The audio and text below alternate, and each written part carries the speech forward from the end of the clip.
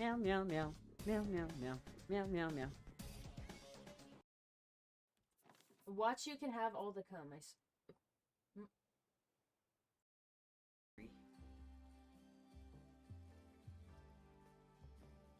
Four.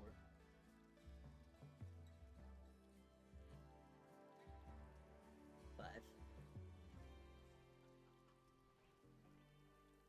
6. 7. 8. I was a bad girl. I did some bad things. I swear I did it all for fun and it meant nothing. It never happened. It was a secret. Like when the tree falls in the forest, no one hears it. Thou shalt not lie. Thou shalt not cheat. Thou shalt not get caught, or you'll end up just like me. Karma's a bitch. I should've known better. If I had a wish, I would've never effed around. Okay. D4. I've never. Hello, hello. So we're giving some therapy to vampires today. Exciting, exciting. I don't know if you can see the cursor. Doesn't look like it. 1 second. Let me turn that on.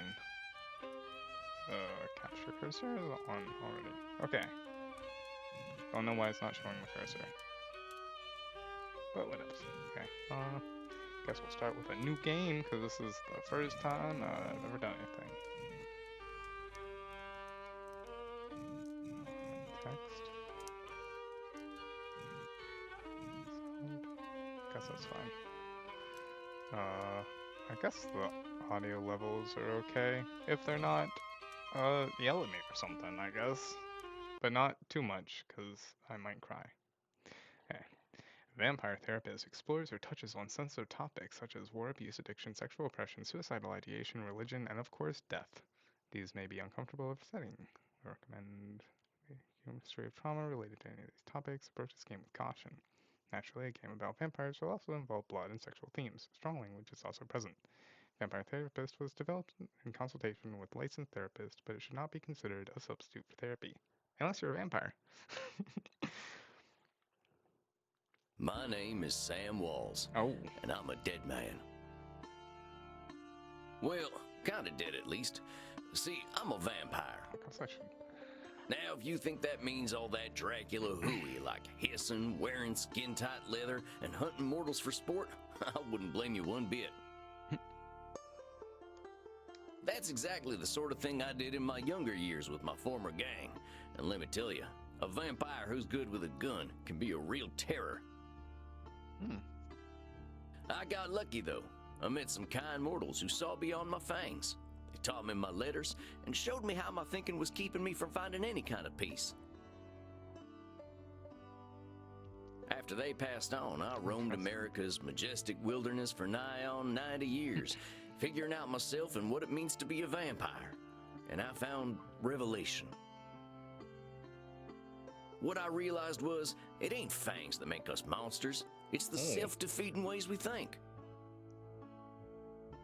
Anywho, as the world started getting smaller, my old vampire gang tracked me down.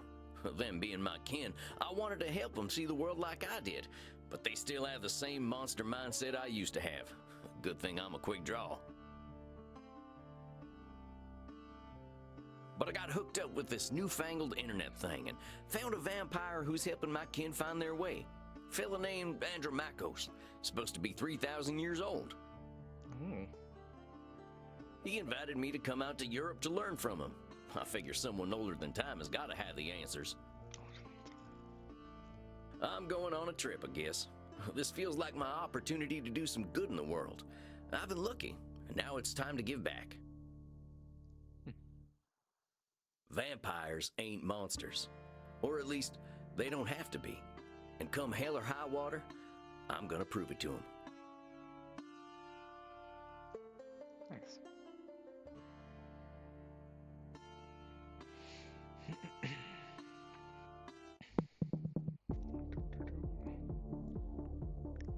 Well, I think this is the address. Number 27, Clean Flitter Mouse Streeb? Strike. Klein Flitter Mouse Strife. Sure is a hell of a lot of ruckus for this time of night. People stay up late here. Wait a minute. These folk are vampires. Better watch myself. Guten Abend, folks. Sprechen Sie English? Ja, hello, Alta. Are you here to party with us at the hottest club?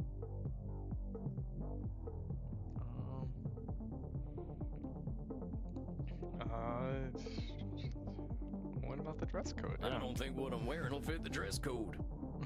Yeah. The cowboy look is total sexy, but you will get a bit sweaty.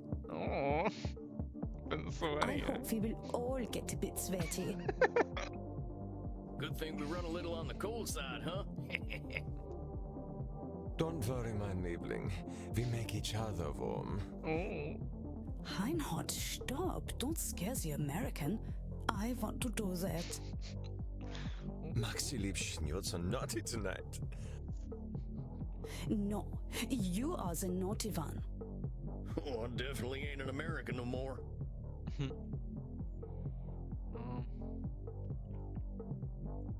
Let's go about the Well, pub. what's so special about this club? Immernacht is the greatest club aller Zeiten. The owner makes sure everyone has a good time. Oh. If anyone acts without respect, they are banned from the club forever. You are free to do and be whatever you like, as long as you are harming no one. How very Und I hear that they are now attracting sexy old cowboys. Shh, Maxi, he is old enough to be your grandfather. Oh, come on now. You're just flattering me. I'm only a couple 100 years old. Oh mein Gott, he is so cute, Reinhard. Can I keep him?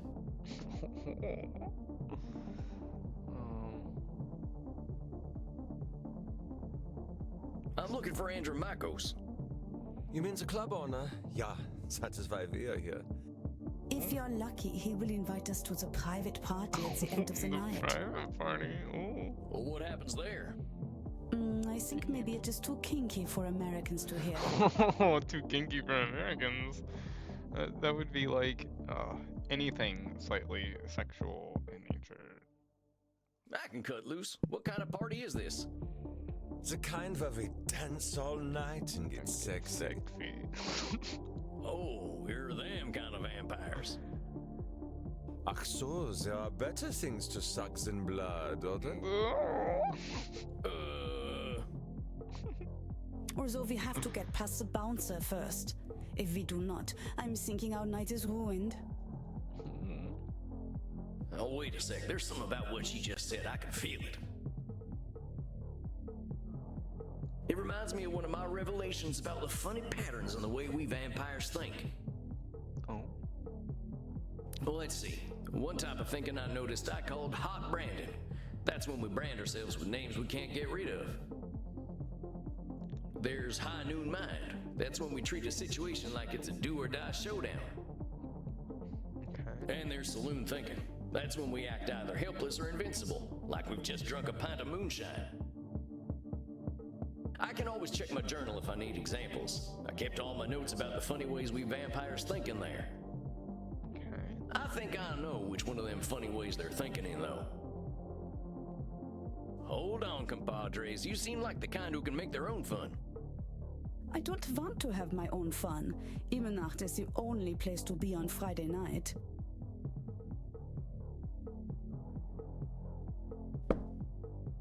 Do not read. Word of mouth.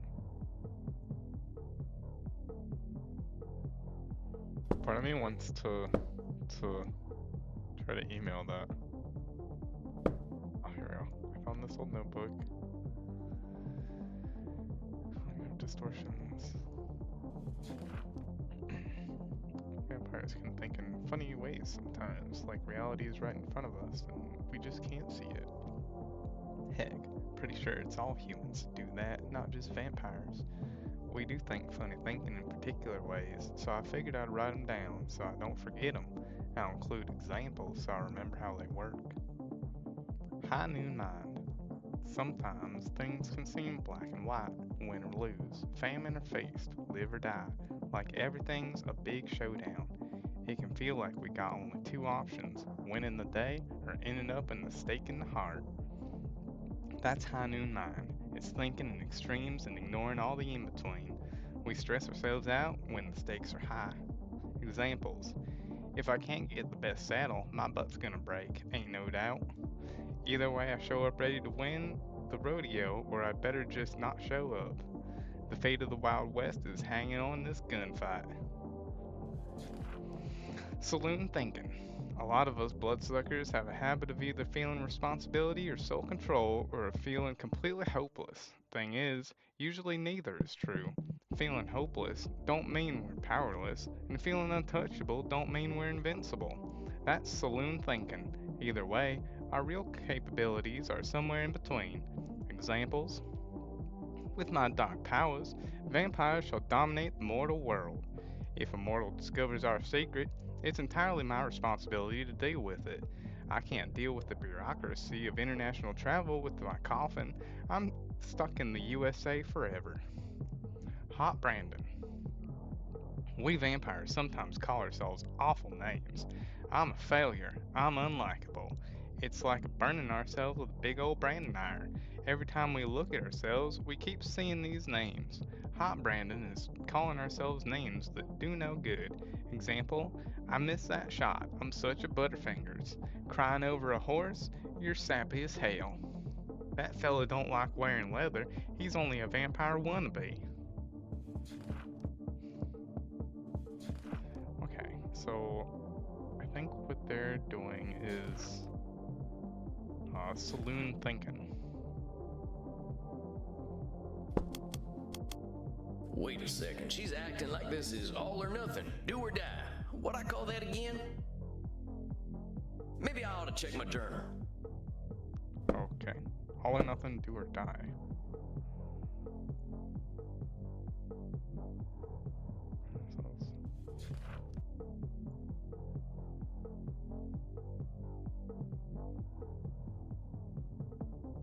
I guess high noon mind then, if it's not saloon thinking. I don't want to have my own fun. Immernacht is the only place to be on Friday night. I guess it's high noon mind. Amigos, you're putting too much weight on this thing. It's a nightclub, not a high noon showdown. The night's full of possibilities. Reinhardt, I don't know what this means, but I like the way the sexy American talks. You make us think that maybe it is better we haven't gotten into the club, because we are now meeting you. Hey, if meeting me makes your night better, I'm glad we met. I really gotta find Andromachos, though. You have to get past the bouncer. He decides who gets in and who doesn't. And he hasn't looked our way all night. Maybe I'll have a little word with him. Excuse me, friend. I hear you're the man to talk to around these parts. Girls menacing. I'm here to see Andromachos. Have fun, mate. Hey, thanks, amigo. You have yourself a fine night, you hear? Cowboy, what about us? Bring them joy, dash their hopes. I guess I'll make them happy. Yeah, sure. They're friends of mine. Have fun, mate. Well, come on, you two. We ain't got all night. Yeah. Dang, awful loud in here. Come on, my liver, dance with us! Oh, you kids have fun. I'll catch up with you later. Tarnation, I'd rather hear a gopher giving birth than this. I better talk to whoever's slinging drinks in this here saloon. They ought to know where Andromachos is. This here saloon. But pardon me, ma'am. Well, look at you. We get a lot of 80s fashion in here, but not usually the 1880s. What can I get you, cowboy? The special's Red Bull and vodka. You down? Oh, Red Bull and vodka. That sounds. I never drink Red Bull. Red Bull. I'm actually looking for the owner. He around tonight? Might be. What do you say your name was? Sam Walls, begging your pardon. Sam Walls, huh? I don't think I know anything about a Sam Walls. After all, I'm just a know-nothing bartender. Hot branding. From where I'm standing, I see someone with style and confidence, not just a drink machine. Don't go branding yourself like that's all you are. Don't you go worrying about me, cowboy. The man upstairs warned me you were coming. I was just testing to see if you are who you say you are. Tell you what, let me give you something from our special reserve. Ooh. I don't think you're looking for booze. Well, thank you kindly, ma'am. I was wondering where the blood was. I met some vampires outside, so I figured this was a vampire club. You met some gods, honey. They're here to dance and have fun. So all these people are mortals? How do you think the head vampire gets his blood? They can't wait to share it with him. It's a special experience. He's the only real vampire here. The only Well, real him and Bert. vampire.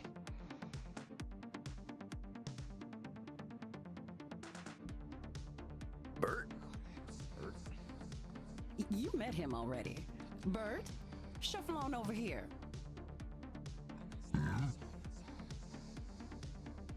This one's here to see the big guy. Show him upstairs, okay? Have fun, mate. Good luck up there, cowboy. Hope you find what you're looking for. Okay.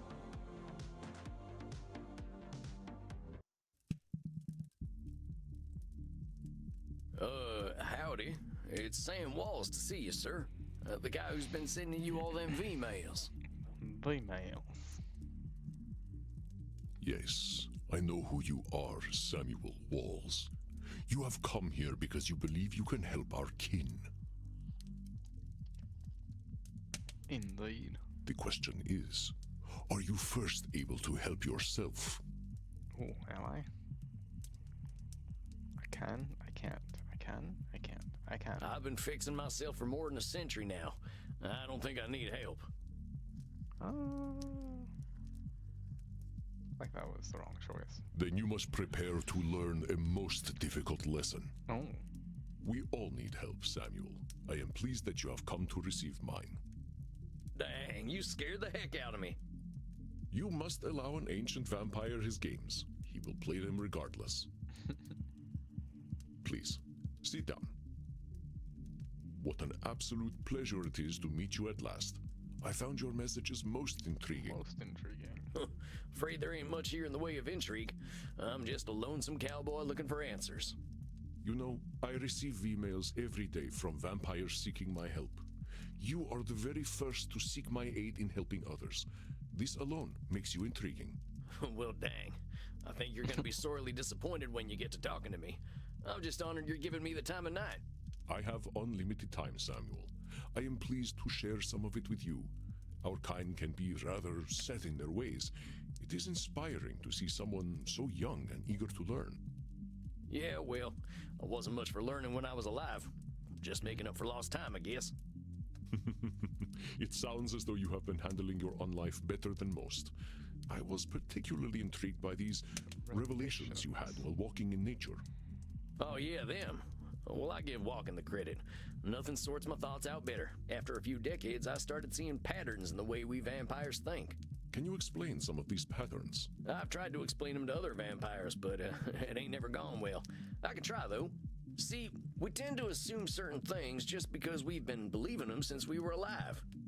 Or we decide the world's against us just because we're hungry or tired or something.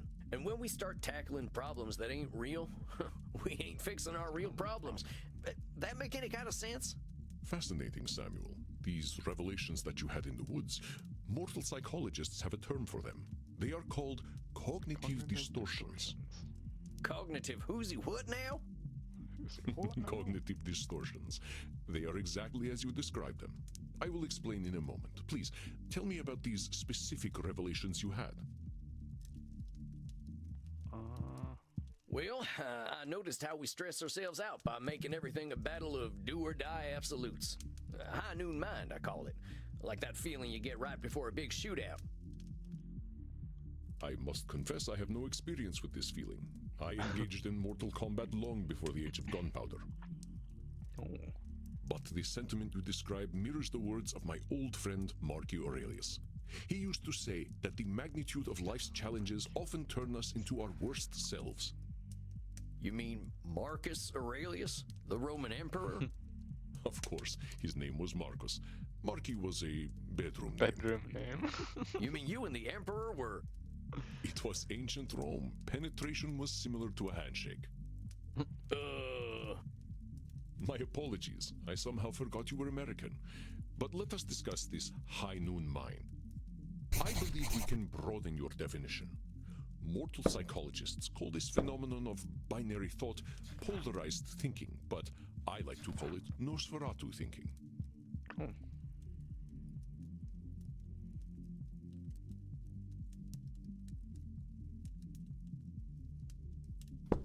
Nosferatu thinking? It means you are thinking in black and white. I get it. That's pretty funny. I believe it encompasses the breadth of the distortion. One is not flatly weak or strong, good or evil, smart or stupid, a success or a failure. The truth is far more complex and colorful. Not every high noon gunfight ends in oblivion, correct? Well, yeah, that's true. Getting shot still ain't fun, but it ain't the end neither. A perfect example, Samuel. Now, try to catch me using Nosferatu thinking. I will give you a series of statements, and one of them will contain Nosferatu thinking.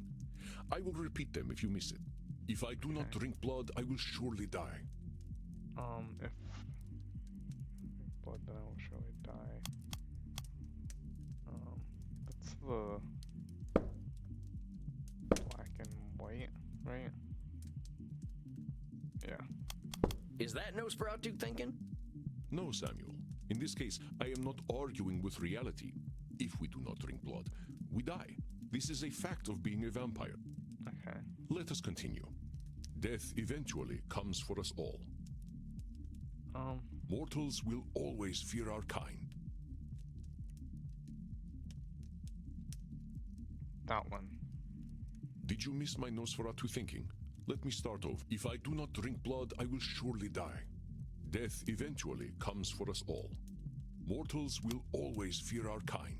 That's Nosferatu thinking right there. I've met mortals who knew who I was and weren't scared. Very good, Samuel. And even if you hadn't, to say mortals will always fear us ends any hope that they might not. Always is such a terminal word, is it not? Would you like to discuss more of your revelations with me? I realize that as vampires, we can get the feeling of the power that comes with immortality and strength, but then we get hopeless and aimless over time. It's kind of like the fella you see in the saloon at the bottom of a bottle of whiskey. Either he thinks he can fight everyone, or he's crying into them last drops because he thinks life's hopeless. It's saloon thinking. Two extremes that probably ain't true. A fascinating observation, Samuel. Your saloon thinking was described in my time as the battle between hubris and nemesis, the twin excesses of arrogance and self-pity. Oh man, it make me wish I'd gotten some schooling. Maybe I would have figured this stuff out earlier. You live forever, my friend. There is no rush. What you have identified is a phenomenon where individuals perceive either an illusion of control or a lack of control. Mortal psychologists call this phenomenon you have described a control fallacy.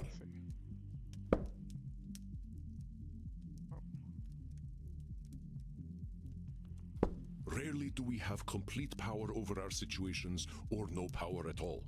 But we create this illusion that stops us from attempting to change our perceived situations. Yeah, you're right about that.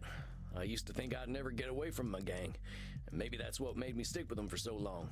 Yes, you see how cognitive distortions keep us from facing reality, whatever that reality may be. Of course, I am so old and powerful that I am always in control.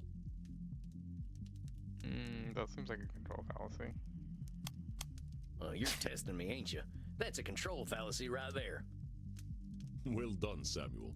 I am indeed very powerful, but the cosmos holds no awareness of Andromachos.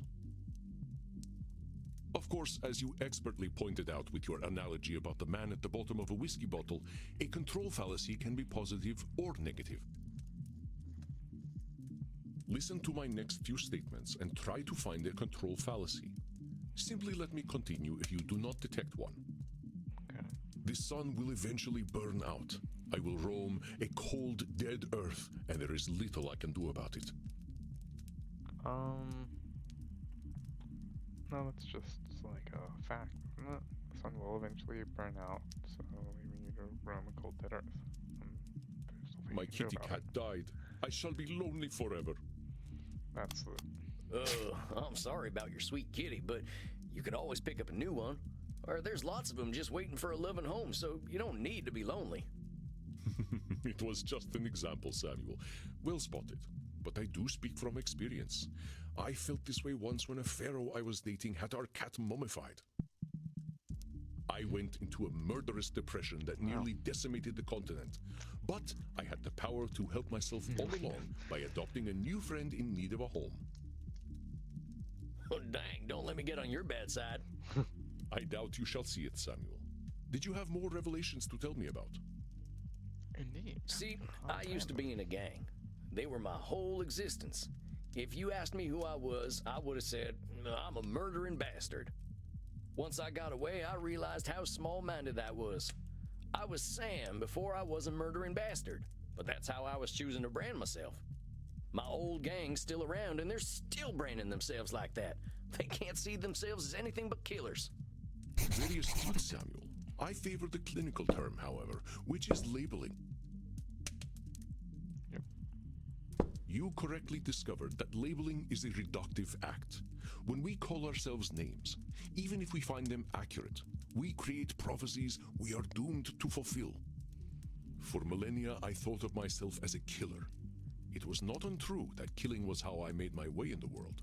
I was an unstoppable warrior and assassin. But with this label, I limited myself for ages. I did not only kill people, I also killed potential aspirations I might have had. See whether you can catch me doing some labeling in my next few statements. I am so old, I am ancient. Maybe. Call me whatever you like, but don't call me late for dinner. How shall I describe myself? Yes. Well, that's about as clear a labeling as it gets. Yeah, we vampires tend to do a lot of killing, but reducing ourselves to killers ain't doing us any favors. Nope. Excellent, Samuel. You are correct. Labels can be cages that we lock ourselves in. I was a mere murderer for most of my existence because that is how I labeled myself.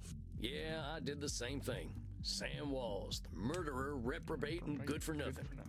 Those are not how I would describe the Sam Walls I see before me. Did you have more revelations to tell me about? I think that's all of them. Or at least the ones that were the most obvious to me. That you recognize the concept of cognitive distortions at all is most impressive, Samuel. What took me nearly 3 millennia to understand took you merely 2 centuries. Oh, come on, you're just flattering me. I'm just a dope stumbling his way through one life. Are you now? Tell me, Samuel, what kind of cognitive distortion are you exhibiting when you call yourself a dope? Labeling. Yeah, I'm doing some labeling. I gotta watch myself, huh? As long as we retain any humanity, we will have cognitive distortions. What we are aiming for is not to become perfect beings, but to understand and accept ourselves. As long as we can recognize cognitive distortions, we can address our real challenge. One cannot drink blood from a straw man, after all. I ain't never heard that one before, but I like it. If it helps solidify the concept in your mind, then I am well satisfied. I know you came to learn from me, so I will do my best to honor your good intentions. Let us ensure that you understand the concepts of labeling, control fallacies, and Nosferatu thinking. I will give you a series of statements, and each one will contain a cognitive distortion for you to identify. I will begin. If I invite over my vampire friends, I know I'm going to have to deal with guano all over the place when they turn into bats at the end of the night. control fallacy. That there's a control fallacy, sir. You're acting like you've got no control, but you could lay down some ground rules for guests, or some newspaper. Or express concern to my friends that they have not been toilet trained. Very good, Samuel. Let me try another. I am Andromachos, the ancient darkness, the scourge of the Mediterranean, the mortal's bane. Well, that's definitely some intense labeling. Those are some hard names to get over. You are not wrong. Those names followed me for millennia. It was most stifling. Let me try another then. If my club's revenues do not significantly increase, I will end up living on the street. Nosferatu thinking. That there's got to be Nosferatu thinking. There's a huge space between making a ton of profit and living on the street. Indeed, you are correct. I run my club at a considerable loss, but 3,000 years of banking interest means that money is not really an object to me anyway. Samuel, now I am not only intrigued by you, but also impressed. I would very much like to teach you my ways, but I must demand something of you first. Anything. I'm here to learn. You must receive therapy yourself. I Oh. will not have you seeing clients without a commitment to your own mental health. Oh, now, hold on just a minute. I don't know that I need therapy. I'm feeling pretty good about myself these days. Typical man. Samuel, we all need therapy to live in this world. You have been speaking in cognitive distortions since the moment you walked into my office. I have. I didn't even notice. They are most insidious, but I am here to help you identify and challenge them. You have walked alone for too long, Samuel. Allow me to share my experience with you. Well, all right, if you say so. I appreciate your taking the time to work on this old cowpoke. We have all the time in the world, Samuel. But for now, you must be eager for something fresh. Please, dance, drink your fill. We will begin tomorrow. Okay, then. Well, sir, it's been an honor. You don't have to call me sir, you know. All right, then, Andromachos. Andromachos. Hey, Andromachos. Just call me Andy. All right, Andy. I'll see you tomorrow then.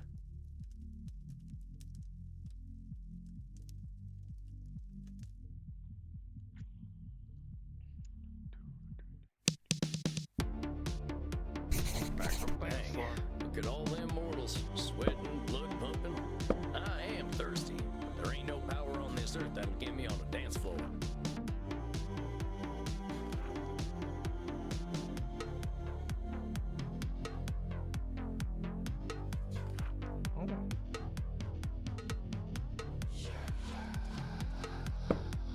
Ain't nothing more to read. Maybe I'll see if the bartender's got anything for me. If it isn't Clint Eastwood again, how'd it go, cowboy? Seems I'll be sticking around. Guess I better get used to things around here. Good to hear. About time someone helped Andy with his work.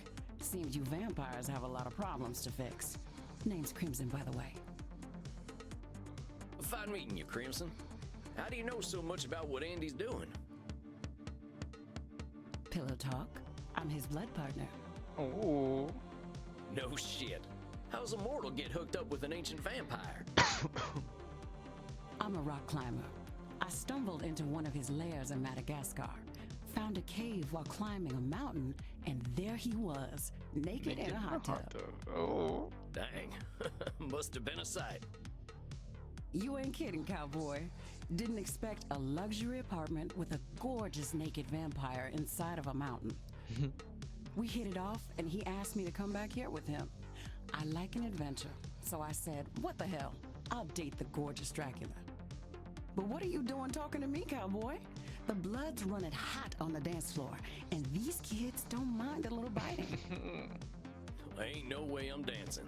There's gotta be a better way to get something fresh to drink.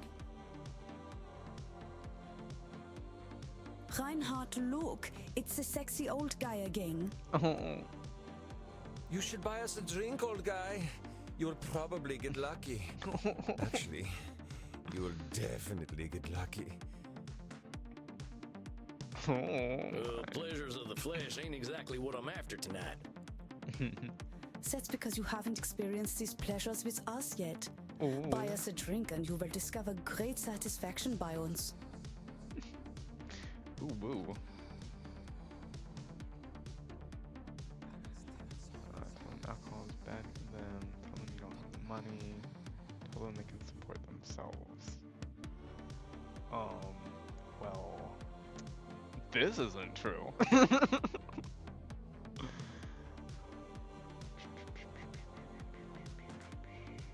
Alcohol's bad. I ain't buying you a drink. This stuff's terrible for you. Are you making a joke? We are at a bar. It's okay. He's just trying to be protective. Aren't you, Opa? Oh. You know, I think the drinks here ain't strong enough for you two.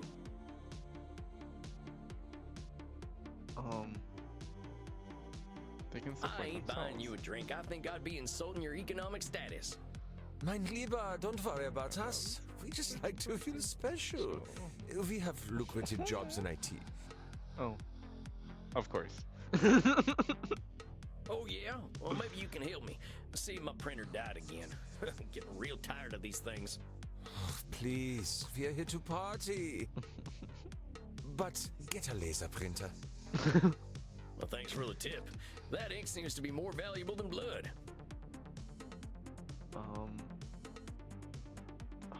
But this isn't true. I ain't buying Oh, I you don't a drink. All I got are good old-fashioned dollars.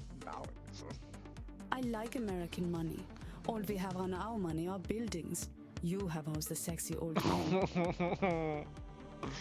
Wow. All right, I'll buy it. Which of them old men are sexy? I like Hamilton. His posture is just so powerful. There is a dollar coin that has Eisenhower's face on it. Oh yeah. There is. Oh, you are right. Eisenhower is, how do you Americans say, a snack? I get it. You like older men.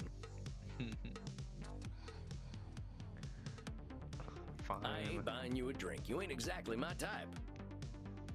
Oh, we don't want to marry you. We just want to have fun with you. You kids are too much. Well, these kids just ain't gonna leave me alone. Finally, I get to buy him a drink. Stop teasing the cowboy, Kinder. They're just messing with you. Drinks are free here. No. Dang, really? I ain't never been to a saloon with free hooch. Call it a drink exchange. Oh. Huh. So, everyone here knows they might be sharing blood? Only as long as there's consent. We like to create a safe environment here. Yeah, consent. Why don't you take Reinhard and Maxie here back to the kink room? Oh. Wait, kink room? Yes, Mhm. please. You're not in Kansas anymore, cowboy. We are not afraid of sex here. I'm from Missouri, but point taken. Nobody has to do anything they don't want to do in there. Just have fun and drink your fill, handsome. I'm sure I'll be seeing plenty of you. Maxie, Reinhard, this is one of our special customers.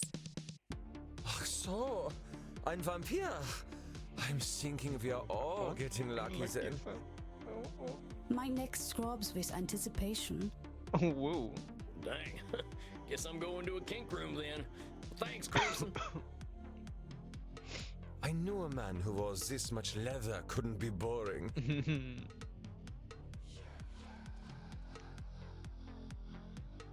Yeah, well, you got me pegged. Is that what we are doing now? Give me the document and I will sign myself up for it. I really ain't in Missouri no more. Look, I'm more into biting. Oh, your teeth look perfect. Are you going to bite me with those? That's the plan. Who's going first? Oh, me. Oh. Well, step right on up.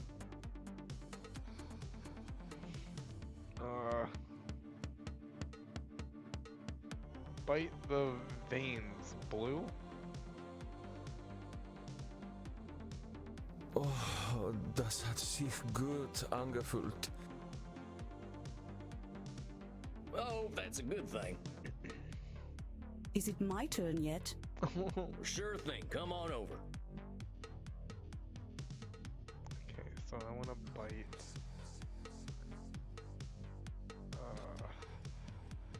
There. Nicht meine Arterien. My artery? Oh. Shucks, my aim's off tonight.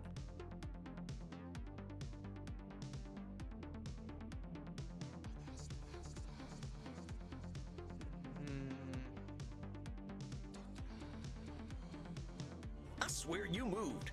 I didn't, Opa. I'm being a good girl. Oh, how the fuck am I supposed to? Oh, Reinhardt. The hot old vampire wore me out.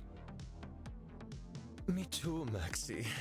I feel as though I have set up a mail server. Reinhardt, mein süße Fledermaus. Ich bin so müde, sexy zu sein.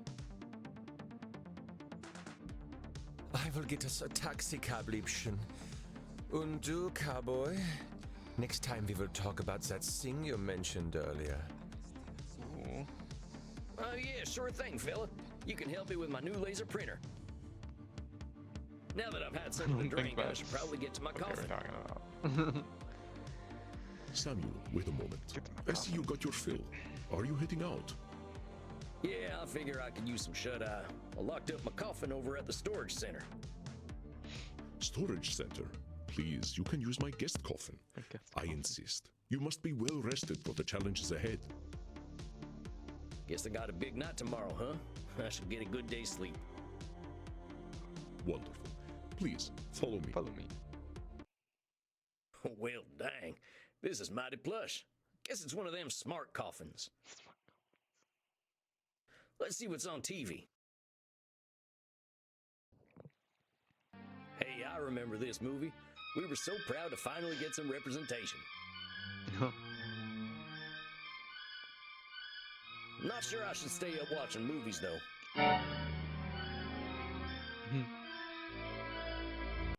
Well, ain't much else to do in here.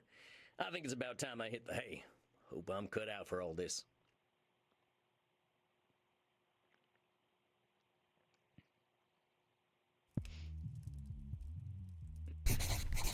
Samuel, good evening. I hope you slept well. Okay, I'm going to go to a BRB screen. Oh shoot. To a BRB screen. And I'll be back in a minute. I'm gonna grab some coffee.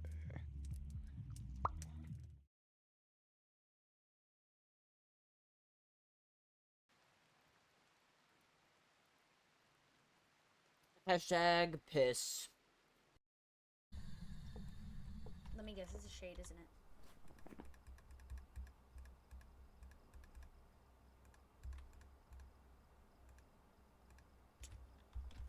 I guessed it. That was the first ghost I guessed it. Whatcha?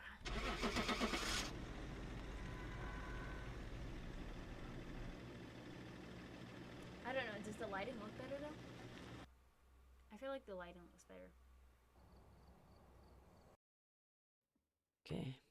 Clarice's bedroom key. Oh my gosh. A little scary. Just checking. I didn't know who Clarice is, but I was just checking to make sure that wasn't like her bedroom. Is this her bedroom? Cool.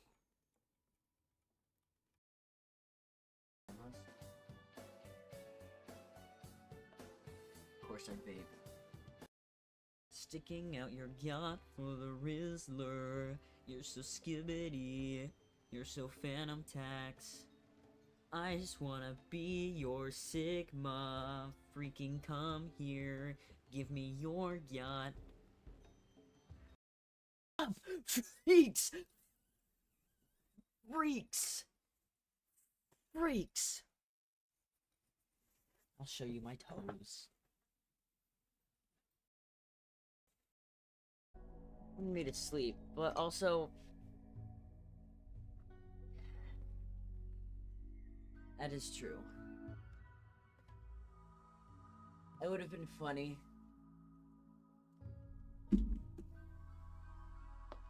Here, I'm gonna stretch first.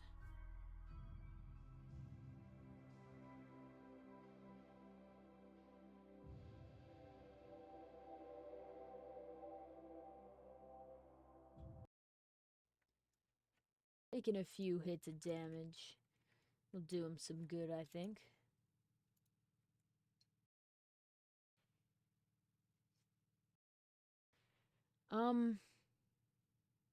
Like 40 minutes ago. I haven't been on for too long.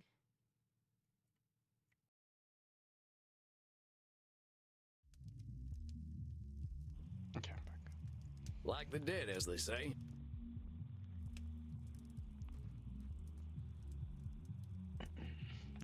I was hoping to save you some breakfast, but I've already sent them on their way. Oh, that's all right. I'm still pretty full from last night. Them goth types were practically throwing themselves at me. I am not surprised. Perhaps I should be concerned that some of my guests will follow you home. Well, gosh, if I still had mortal circulation, I'd be blushing. Why are you so embarrassed, Samuel? Ah, hell. Guess we should just save it for therapy, huh? We gonna get started now? If you like. Why not? I'm eager to get going. Let loose, Doc. Very well. Let's start with the first question any therapist asks then. What brought you to me? Why is becoming a therapist so important to you? Well, gosh, I remember what it was like, being all angry, hungry, and scared all the time. It ain't no way to live. When I see vampires acting the way I used to, I just need to show them there's more to unlife. And why is that up to you? You, of all people, know how lost our kind can be. Preying on the weak, dating mortal high schoolers. I've got to make them see their potential. That's what I'm here for. I know it. I feel like that was a Twilight reference. That is a lot of responsibility to place on yourself. You got a funny look in your eye. Am I doing one of them distortion things? Indeed. You are most perceptive. Yes. Perhaps you can tell me what it is. When you say you are here to make vampires see the world differently, in what way are you distorting reality? Well, I guess that's a control fallacy, right? I can't assume I'll be able to help other vampires the way I was helped. Very good, Samuel. Control fallacies are hard to avoid when one feels strongly about something. Yep. Your fate is not to transform every vampire you ever meet, even those who are your clients. You will do what you can do, and that is enough. But I am eager to learn how you develop this desire to help our kin find a different way of thinking. Well, like I told you when I first V-mailed you, I was a real nasty son of a bitch when I first became a vampire. When I look back and see what a no-account piece of shit I was, I ain't nothing but embarrassed. It all seems pretty stupid to me now. Here we are living forever and all we can do is kill? It's the dumbest thing I ever did here.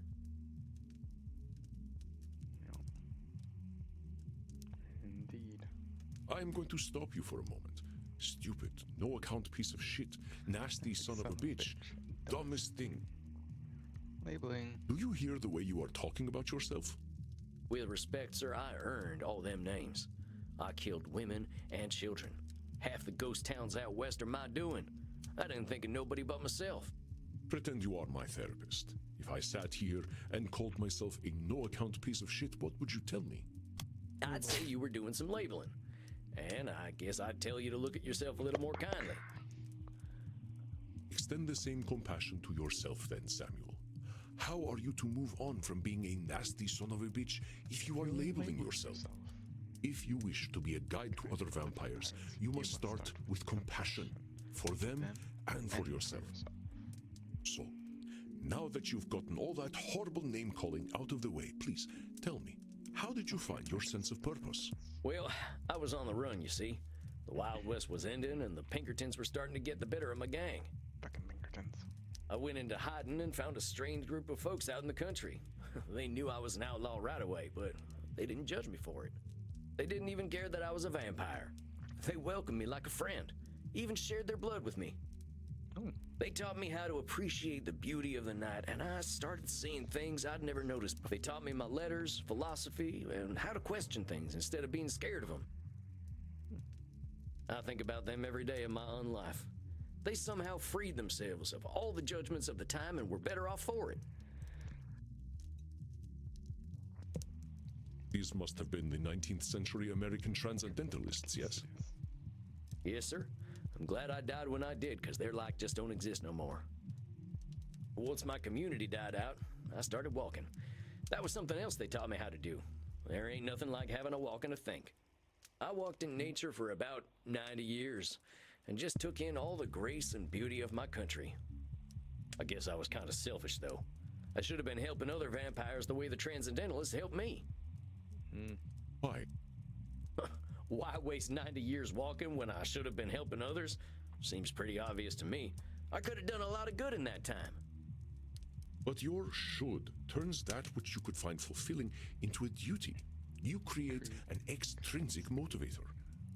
Should statements are another cognitive distortion, something created by your own mind. Nature asks almost nothing of you. Sometimes we judge others and ourselves with the arbitrary rules on how things should be, and then we get hopping mad when our expectations ain't met. Should statements can put a lot of pressure on us, but there ain't too many universal rules. Heck, we should probably be dead because our hearts ain't beating, but it seems that ain't true. Examples. I'm a vampire. I should live in a castle. When you're in a gang, the gang needs to be your family and no one else. A cowboy must never show fear. Even if your should comes from a place of good, it creates undue pressure. And what do we do once we are pressured? We resent the shoulds. We procrastinate. And as you know, we have a lot of time to procrastinate. You got that right. Why do today what you could do next century? Exactly. Should statements remove the intrinsic joy from that which you find fulfilling? Hold on, though. Ain't there some things we really should do? Of course, there are things we must do, but nature herself tells us what they are. We invent the rest. Here, let me give you an exercise. Listen closely. See whether you can find the should statement that is a distortion. I should go to the vampire dentist. You know what they say. If you have bad fangs, you get bad blood. So, you should go to the dentist because your teeth are bad. I should drink blood today. You need to drink blood or you'll die. That makes sense. I should take my blood partner Crimson out on a date.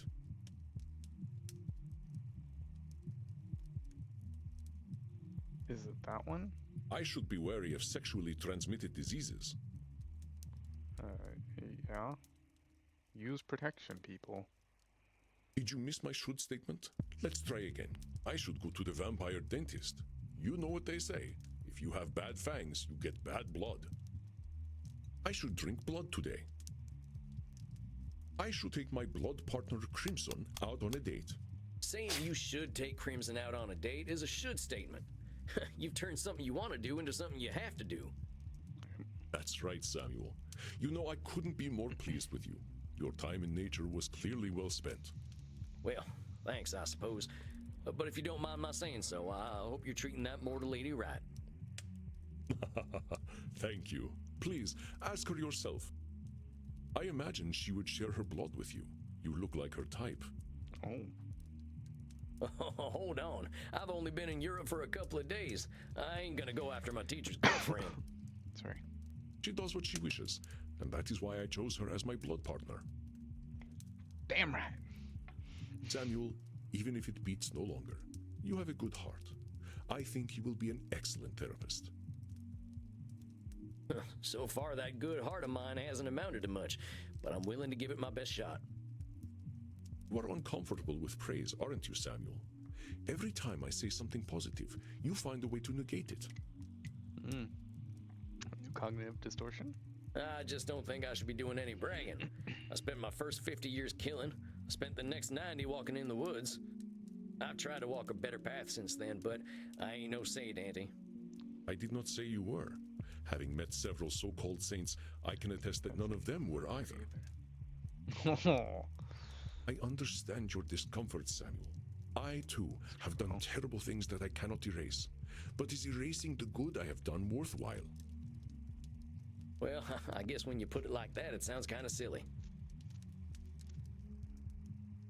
It's another cognitive distortion, one that mortal psychologists call disqualifying the positive. Let's read about it, shall we? On account of the nasty stuff I've done, I can feel like a real good for nothing sometimes, but that's disqualifying the positive, canceling out the good and leaving the bad. It ain't a distortion to see the positive in yourself or in a situation, it's just being honest. Examples? The Three Stooges just smack each other in the heads a bunch of, though I still like 'em. Yeah, I guess I can turn into a bat, but any vampire worth their fangs can do that. She rescued a kitten, but she drinks mortal blood every night, so no good deed means nothing. One second.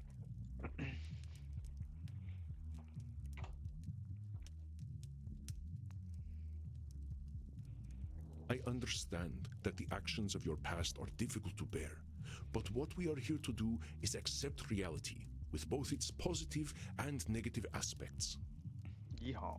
I am not saying that you should disqualify your negative actions, but merely note when you disqualify the positive ones. Let us try an exercise. See whether you can challenge me when I disqualify my positive deeds. Okay. I am Andromachos, one of the most powerful vampires alive. Okay. Before I became the vampire I am now, I did exceptionally terrible things.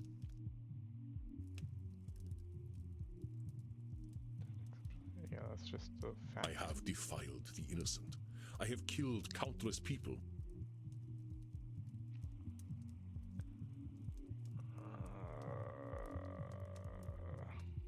Maybe? The good I now do pales in comparison to the evil I have done. That's the one. You're literally disqualifying the positive by comparing it to the evil stuff you've done. Yeah. Well done, Samuel. I believe the recognition of this distortion will serve you well when you start to see clients tomorrow. Whoa, tomorrow? Tomorrow. I only just started learning these here cognitive distortion things. I will, of course, be with you. You needn't worry. I can sense your instincts and will help you. But tomorrow, I just don't feel ready yet. My friend, we are never truly ready. But if it would ease your concerns, we can practice with further examples. Would that be helpful to you? Sure.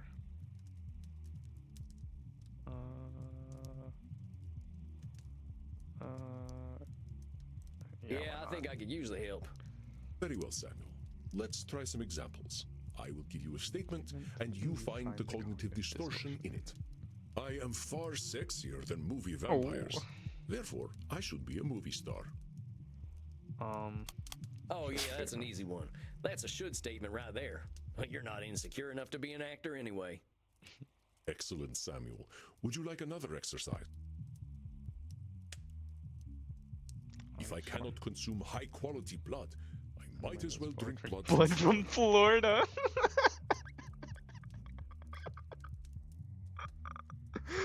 Oh my gosh.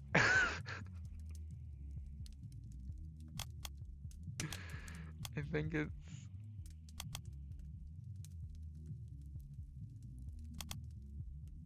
this one. That's Nosferatu thinking, ain't it?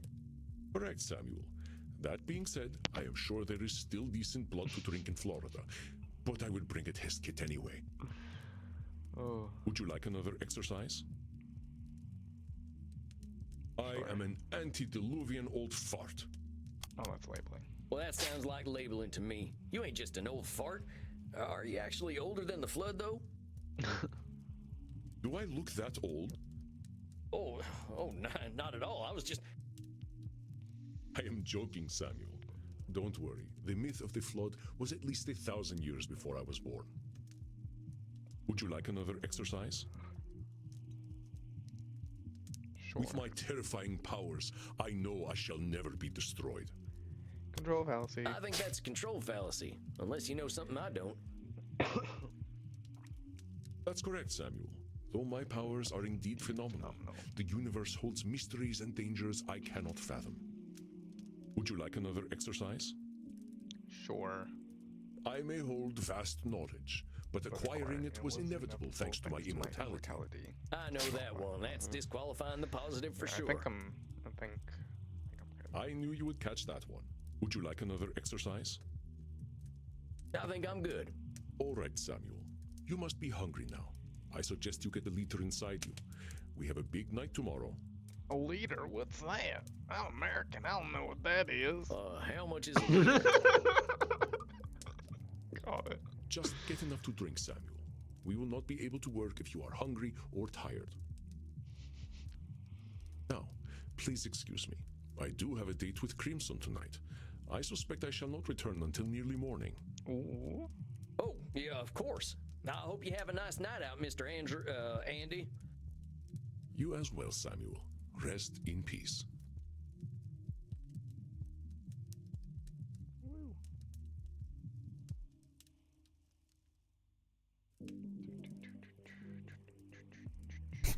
Ah, Samuel, glad to see you are awake.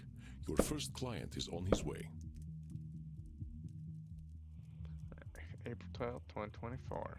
I'll learn some more therapy stuff today. Figure I've been doing a lot of this, disqualifying the positive thing. I feel like I gotta be humble after the shit I pulled back when I was a bastard, but maybe that's just the shame talking. Andy says I'm ready to start seeing clients now that I got my head wrapped around this whole cognitive distortion thing. Can't believe it's all happening so fast. Went for a nice walk exploring Leipzig. There's a music school here and the kids are all performing stuff. I tried asking for Oh Susanna, but kids today don't appreciate good music. Dang kids with their CD-ROM music. The wax cylinder was fine.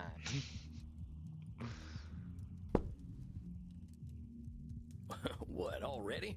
Look, Mr. Andy, sir, are you sure I'm ready for this? These are people's brains I'm messing with. Fear not, my friend. You are a powerful vampire in your own right. To be so young and have so much empathy is quite a gift. All you need to do is listen, and I know the truth will reveal itself to you. Shucks, wish I had your confidence. Well, to a limited extent, I can see the future. If you are about to misinterpret a client's distortions, I will set you back on the right path. Oh, okay. You can see the future? It's not that impressive, really. You start to see the patterns after 1,000 years or so. Oh! Well, dang. If seeing the future ain't impressive, that's gotta be a distortion. Disqualifying the positive, it's gotta be. You barely require my aid as it is. If you need guidance, I will provide it to you telepathically. Fancy. Don't think about it too much. When you are 3,000, such things will cease to impress you. Let us look at your first client's case file. Okay. Dr. Drain, huh? He ain't got no first name? Okay, age 430, gender male, origin English. Intake information. Dr. Drain is a class of 1614 graduate of the Royal College of Physicians. He has been studying the nature of blood for the last several centuries. Became a vampire after a post-mortem blood transfusion experiment.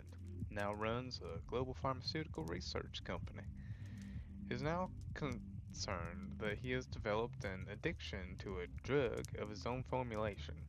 Suggestion: detected strong irritability on the phone. Investigate Drain's drinking and sleeping habits. Many vampires go by one name. Families and titles seem to become more abstract after a certain age. Huh. So is it funny that he kept the title? Indeed. You catch on quickly, despite your habit of disqualifying the positive. I will let you work now. I shall be meditating in my coffin, but I will sense when you need my help. Okay. But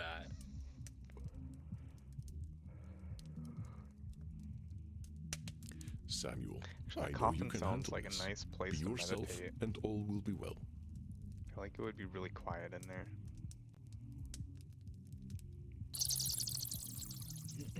Satan bless it all, I hate flying! Hey there.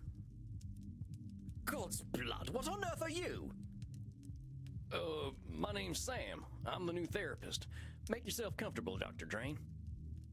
And American as well. Good God. It's not enough for you lot to take over the world of the living. Even the halls of the dead aren't safe from you.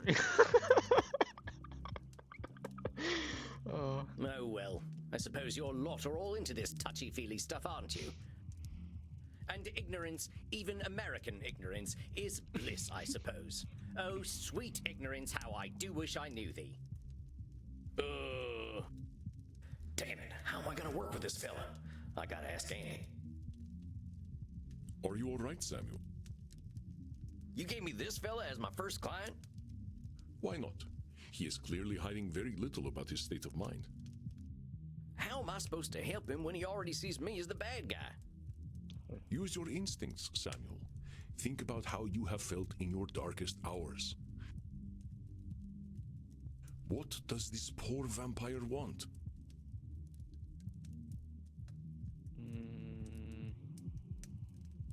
A hug.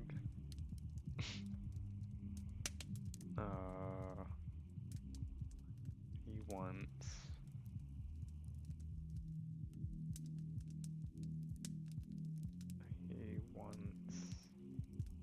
a reality check? I think he needs a dang reality check, charging at me like an undersexed bull. If you try to give an undersexed bull a reality check, that would not change the fact that it is undersexed. How did the Transcendentalists approach you when you were a wilder man, Samuel? Yeah, I get it. I'm sure this fella's come here with problems. I can't be surprised when they show up. Wants to complain. I think he just wants to complain. Perceptive, Samuel. He can hardly stop himself, can he? So, what? I just let him complain? Of course. Yeah. Just give him a starting point to let it all out. It will make him feel better. Well, if you say so. Don't worry, Samuel. You are doing wonderfully. I will release your time now. Well, are you just going to sit there? I was just gonna ask how your trip here was. My trip? My trip was bloody wonderful. Until my familiar got a flat tire and I had to fly 30 kilometers here as a bat. I hate being a bat and I hate flying. Do you know an owl tried to eat me? Me, a creature that has lived for centuries, treated like common prey. I'm surprised he was even interested. You should see what an ugly little beastie I am when I transform. All I could do was screech and squeak until he went away. Well, I suppose I'm alive, in a manner of speaking anyway. You all right there, pal? Yes, I'm fine. Well, I'm not, of course. I wouldn't be here otherwise. But for the sake of conversational integrity, fine. I take it you've read my case file and know why I'm here?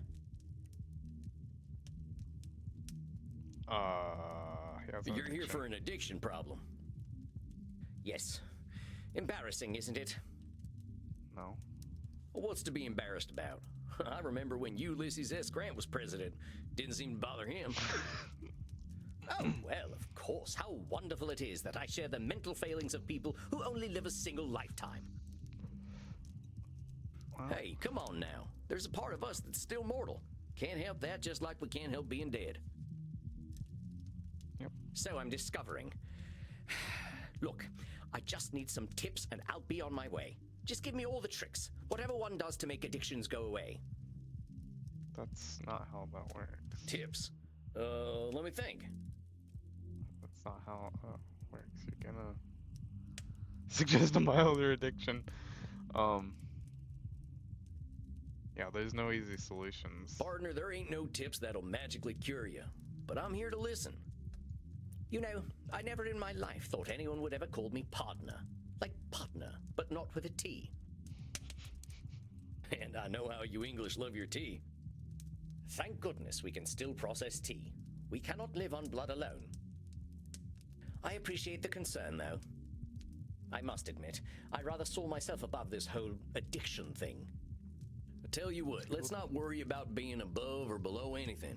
You're here now, so let's see what we can do. What exactly are you addicted to? It's a form of plasma, a catalytic compound of my own design, a necessary component of my own scientific goals. You're losing me. Well, let me try to make it simple. I have been able to replicate and even alter the molecular patterns that vampiric erythrocyte surface receptors receive. Okay. Our unique physiology gives us an increased ligand affinity, which is how we are able to process blood the way that we do. Okay. I can extend this receptivity and thus achieve my true goal: synthetic blood, freedom from the hunger that plagues us, and hope for all humanity. Interesting. Well, dang, that sounds pretty impressive, Doc. Well, it doesn't work without a vampiric catalyst, and that is the plasma I am addicted to. Pathetic, isn't it? I have spent 400 years trying to steal the secret of blood, only to be engulfed by it, like Prometheus walking into a fireplace. Pathetic? Doc, where the heck would you get a word like that? You've come up with a synthetic blood. Man, I can barely get my spurs on some mornings. Maybe you had a setback or two, but give yourself a little credit, compadre. Oh. Credit? For wasting 400 years? Practically speaking, I'm in the same place as I was back when King James was in power. Only now I have a drug problem.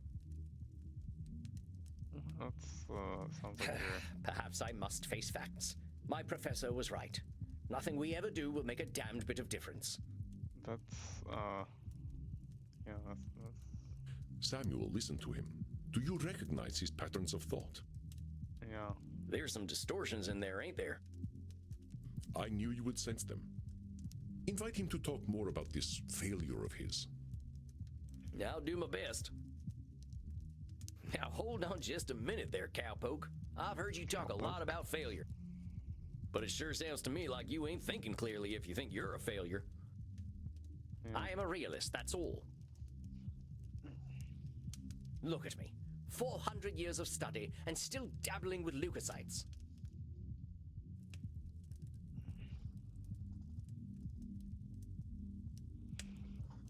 Yeah, seems like you're disqualifying the positive there, partner.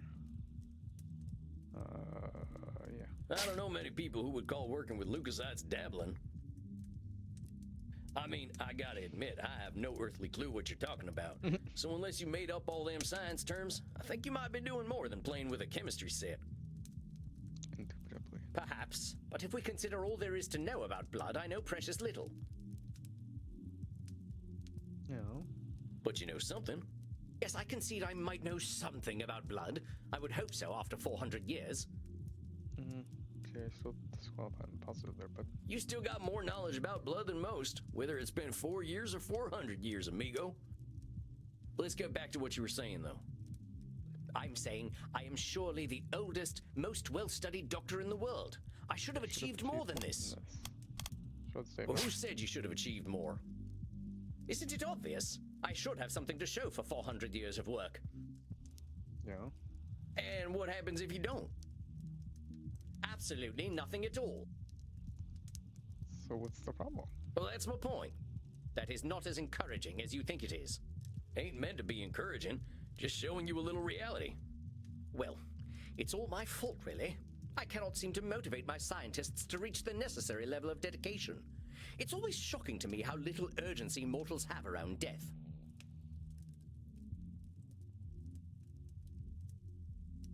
Control fallacy. So it's all your fault that you haven't come up with the perfect synthetic blood.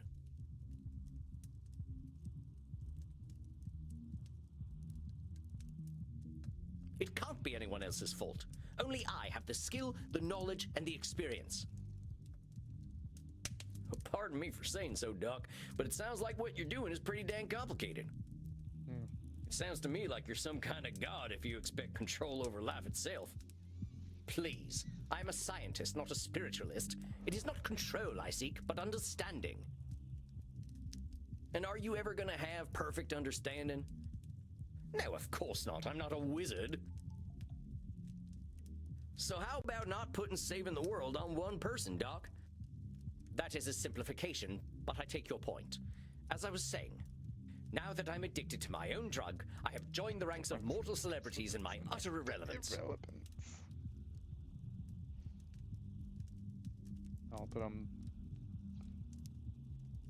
Now that I've done this, I'm only this here. You're labeling yourself. Or is it the black and white thinking? Now that I'm addicted to now that I've done this, I'm a complete failure. Yeah. That's a pretty dark read on things. You know, lots of folks get over their addictions. Yeah. Yes, but not me. I'm trying to tell you that even if you are addicted, that ain't the end, hermano. You got a lot of life and opportunity left in you. Yeah. If you can call this life. Now hold on there, that's what I call Nosferatu thinking, straight from the coffin. Life ain't all black and white. It's got its shades of gray too, you know. Oh, well played, cowpoke. Perhaps I am being a little dramatic. Yes, I'm aware that in reality progress has been made, enough to get to this point. But I didn't come here to ask for a pat on the back and to be told I'm a good boy. That ain't my department, but I hear they do some of that stuff downstairs. Yes, we all know very well that the Continentals are more sexually liberated than we are. But as I say, I don't want all this therapy stuff. I just want to stop using this damn drug. But you need the therapy to stop using the drug to get over your addiction. So what's so good about this stuff anyway? Why do you like it? I'm not certain. I don't remember what happens after I take it, but I wake up feeling, how do I put this, alive. Well, that don't sound so bad. A good nap can make me feel like a new man. I'm not talking about feeling refreshed. I mean I feel alive. As if I'm someone else. Someone who lives. And I wake up and find, oh gracious me, I am not depressed. You mean to tell me that you're going to sleep depressed every night? Oh, nothing of the sort. Oh well, I'm glad to hear that. You are assuming that I can simply go to sleep and my global scientific enterprise will run itself. Oh, wait just a gosh darn minute. You're telling me you don't sleep? Yes, it's not as though we can get much deader already, and I have work to do. That would be nice. So you're not sleeping, and you're always depressed. I think we're starting to get somewhere. Yeah. Oh, don't be such a bumpkin. If you are a sapient individual, aware of the world around you, depression is the only sensible reaction. It has nothing to do with sleep.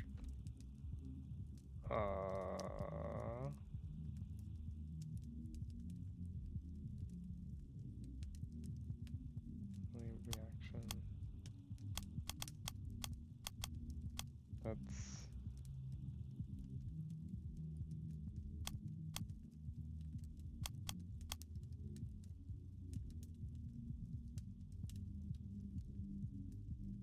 Come on now, it's a big world out there, and different things are depressing to different people. True. Everyone reacts to things differently. Ain't it true that a sensible person, as you call him, might even be a different degree of depressed? Very well, I suppose I might have been using a bit of mild hyperbole. Mild is putting it mildly, buckaroo. Buckaroo? Now I'm even more depressed. Regardless, I didn't come here to be a whiner. Oh, boo-hoo, life is hard. Yes, we all know it's hard. In the moments I wake up, I feel free. I suppose it must be what being an ignoramus feels like. It wears off rather quickly, but I must admit that I've been chasing that feeling of false contentment. Partner, I gotta cut in here. You're saying a lot of things that just ain't true. Start from the top. Oh, don't be such a bumpkin. If you are a sapient individual, aware of the world around you, depression is the only sensible reaction. It has nothing to do with sleep. Regardless, I didn't come here to be a whiner. Oh, boo-hoo, life is hard. Yes, we all know it's hard. I didn't come here to be a whiner. Dr. Drain is calling himself a whiner for being sad. Oh. If he is trying to bully himself in... Regardless, I didn't come here to be a whiner. Oh, boo-hoo, unlike... Now, why'd you say coming and talking to me makes you a whiner? Is that not what I currently am? Oh. Sounds to me like you're expressing yourself. Whiner is the word you used. Yeah, if you want to call it whining, that's up to you. But that's entirely your label. Oh, very well, call it moaning or whinging if you prefer. Moaning, whinging, bellyaching, still all just labels. I don't believe I shall be using the term bellyaching in any case. But as I was saying, in the moments I wake up, I feel free. I suppose it must be what being an ignoramus feels like. Once I wake up, I feel like I'm free. He's labeling himself again. You honestly think feeling good makes you an ignoramus? The phrase ignorance is bliss is most apt, don't you think? But by calling yourself an ignoramus, you're making bliss something to be avoided. Yes, unfortunate how that works, isn't it? The only way to be happy is by being a fool. Partner, those are your labels. Try using something more positive and see how you feel. What, shall I say that by being ignorant, I am a noble genius? Still just labels. Oh, very well. I suppose I might be discounting my experience. Yeah. I don't know how to say this, amigo. You really don't like letting yourself be happy. Honestly, I'm failing to see the problem with taking this stuff. Seems like it's making you get the rest you need and it makes you feel good. What's the problem?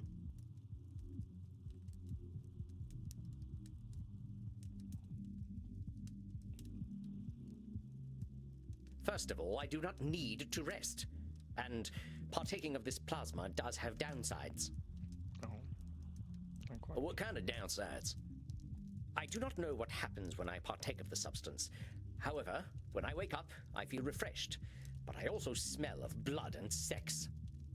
Oh. Once I even woke up wearing a football jersey. It was most distasteful. I guess you must be having some kind of good time. That is not my idea of a good time. I'm Dr. Drain. I am intelligent and worldly, not some ill-bred monster.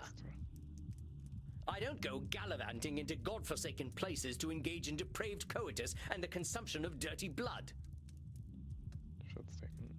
It sounds to me like you're real good at denying yourself things. Yep. Well, I should be better at it. You know, Doc, a wise old vampire recently told me something I'm about to tell you. You keep talking about the things you should be doing. You, compadre, are shoulding all over yourself. Oh, well, that is vivid, isn't it? I can now add incontinence to my already considerable list of faults. I'm being serious. I'm listening to you tell me I should be doing this, and I shouldn't be doing that. But who gave you all them shoulds and shouldn'ts? I don't know. It shouldn't matter, should it? I've been dead for over 400 years. Yeah. It's the oldest stuff that sticks with us, amigo. We all got traumas. Heck, we're dead, man. That's traumatic no matter what. What we gotta start with is you. You've been through a lot. Don't rope yourself up so tight. Listen, we're doing good work already, I know it. Now, let's not push too hard. I would really like you to think about where all them shoulds are coming from before we meet again. And be good to yourself, all right, partner? Don't feel like you gotta go cold turkey on that plasma stuff. Yes, well, all the same, I'd rather not do it at all. Is that actually gonna happen, though? It might. You're dipping into it tonight, aren't you? I was thinking about it. All right, partner. Just give yourself a little compassion. That's all I'm asking. Yeah. I'll admit, you've given me some things to think about. Not pleasant ones, mind. You can handle it, partner. You're way smarter than I am. Yes, well, that is certainly true. Very well. I shall do some reflecting, inasmuch as our kind can reflect. I shall see you in precisely 4 weeks, then. Like Farewell, vampire son. puns and stuff. Masterfully done, Samuel. I knew you would do well, but that doesn't make me any less pleased. Woo. Well, that was a hell of a rush. That fella's holding on tighter than a holster to a gunslinger's hip. It felt real good to help him look at himself a little more kindly. Good, Samuel. Treasure this feeling. But also rest. Go downstairs, get something to drink, relax in your coffin. Next week you shall see a new client. I think they will be an interesting challenge for you. I bid you good evening, Samuel. Rest in peace. Yep. I think this stuff You too, Andy. Gave some therapy, and now I'm gonna go Well, have sex. guess it's time I got me some grub.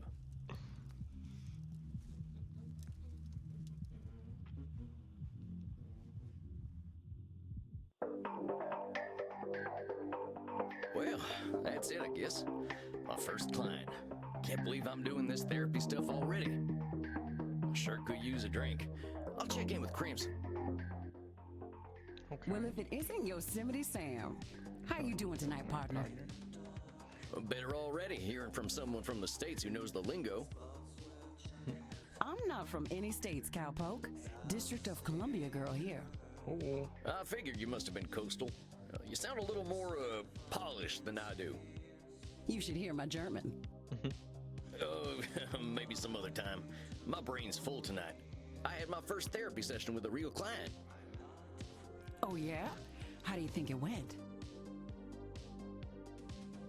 that's great. I reckon it was a bullseye on my end. You should have seen me. Labeling, blam, disqualifying the positive, kapow. I'm glad to hear it. Someone has got to sort these vamps out. They know how to hold on to their problems. You ain't kidding. Living or dead, once people hit 70, they get pretty dang set in their ways. You know Andy still uses a typewriter? I can't get that gorgeous man to see the light. Keep it up, cowboy. You're a breath of fresh air for these ancient ones. Anyone ever tell you you're wise beyond your years, Crimson? You must have had some life. Afraid I'm exactly as wise as my years. How old do you think I am, cowboy?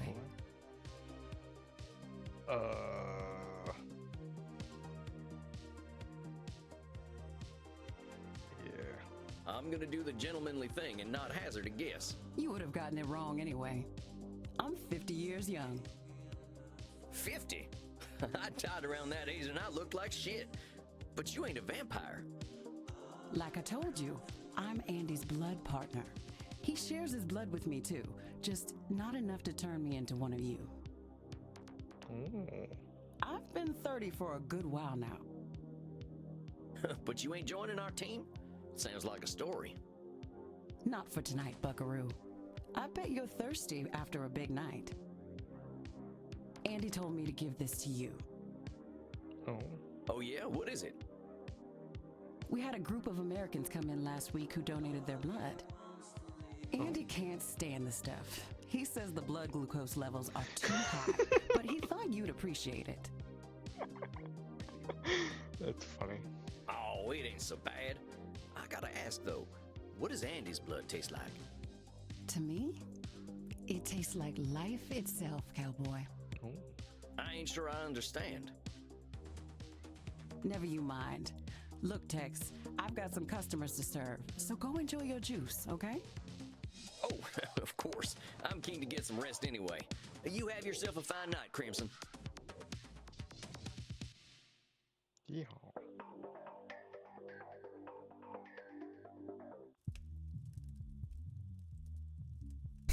There he is, my incredible protege.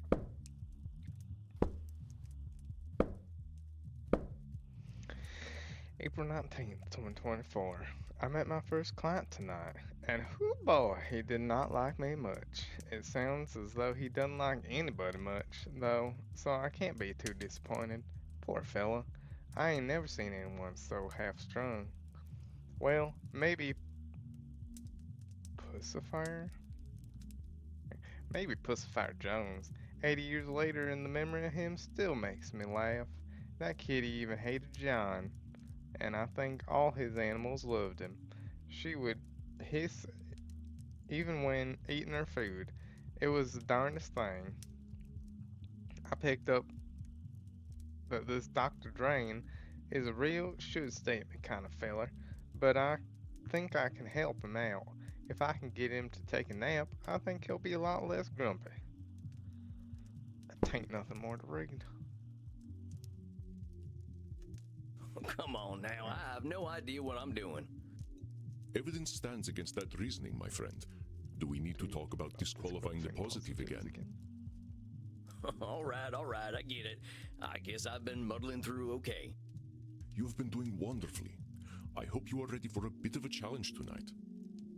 Your next client has been known to be somewhat difficult. Oh. Here, look at her intake form. Isabella Desday. Dang, she's got some funny taste in hats. Name. Isabella Desday. Age 550. Gender female. Origin Renaissance. Intake information. Isabella Desday was a key figure in the Italian Renaissance, funding the works of Leonardo da Vinci, Andrea Montega, and Michelangelo. She received a humanist education and knows much about history, art, music, and philosophy. She comes from a highly aristocratic background but has endured considerable family issues through the generations. She states that she is undergoing an existential immortality crisis, suggesting that her life and unlife have both been meaningless. Suggestion? Be exceedingly positive. I think you should get along quite well then. Walked right into that one. Isabella is not your average vampire. She was once the powerful matriarch of one of the most influential families in Europe. Oh. She fraternized with popes and kings, and she also wielded great power over the art world. Some say that she was the model for the Mona Lisa. Oh. One of them highfalutin types, huh? I don't think she's gonna like me much. She is as human as any of us, Samuel. I already know you will find a way to relate with her. If you say so. Remember, you can always seek my advice if you feel lost. You are not alone. But I hear the beating of elegant wings. Breathe, Samuel. Oh, and do be polite. Goodness. So you are the new therapist Andromachos told me of. I was not expecting someone so rugged. Sam Walls at your service, ma'am. You are a therapist. Well, that's what I'm here for, ma'am. Enough with this, ma'am. I am not running a whorehouse. You may call me Senora.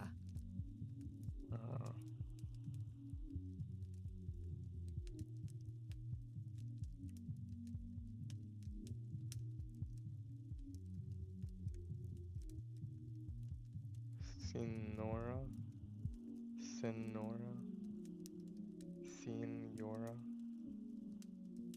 All right, Senora. You have seen my what? Have you been peeking under my skirts, young man? Huh? What are you talking about, lady? Signora. Say it. Signora. Signora. Signora. Signora. Signora? Porca miseria. This is not going to be easy, is it? Therapy ain't never easy, Senora. So, therapy is always easy then? I said it ain't never easy, Senora. Is therapy easy or is it not? Not, I guess. Oh, how are we to examine my inner demons if your own speech is so diabolical? Oh boy. You know what? Let's start over. Greetings and salutations, Signora. I am most honored to receive you in my humble office. Very well. I suppose it will do. I'm just here to help, Signora. It says here on your intake forms that you've been having a tough time lately. A tough time? Indeed, yes, it has been a tough time. The realization that not only am I a corpse, but that I have been a useless corpse for nearly 400 years is a tough time. Yeah. So what's it off this feeling that you're a corpse? I saw a film at the cinema. Oh. Hey, I love the cinema.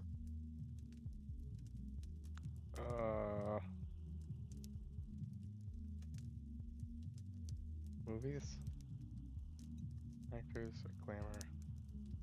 I guess. Go with my first one. Well, not many movies. of our kind are movie buffs. What are some of your favorite films? I would hesitate to say favorite, but there are some films that are more acceptable than others. For instance, Beneath the Velvet Dusk or In Search of Sadness are engaging explorations of the mortal condition. Oh, I ain't heard of them. You ever seen The Three Stooges? Utter vulgarity. I do not waste my time with such nonsense. Alas, these Stooges 3 would be preferable to the abomination I saw at the cinema that made me realize just how dead I am. It was a most terrible film, one that shook me to my core. The pain of it lingers with me still 5 years later. Oh. Well, movies can be pretty powerful. Heck, I remember seeing one of the first films. There was a train coming right for the audience. We thought we were dead for sure. This film was not powerful, it was meaningless. It said nothing, did nothing, less than nothing, as loudly and garishly as possible. And the audience, fools that they were, cheered, applauded this desecration of the mind. I hate this film with all my being, for it has done the cruelest thing. It has revealed the dark truth. This life that I cling to has no purpose. Yeah, life has no purpose. Dang, what the heck was this movie? Space Wars. Rise of the Spacewalker.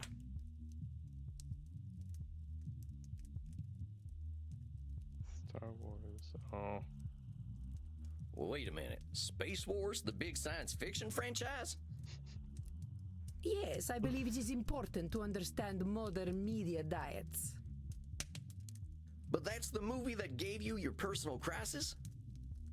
Mind your tone. Do not think me a fool. I know it was not high art. But the money it made, it would make even the Pope blush. This stinking trash. This is what the people want. You see, I understand now. My attempts to infuse art with meaning were pointless. All that I am, all that I ever was, is dead.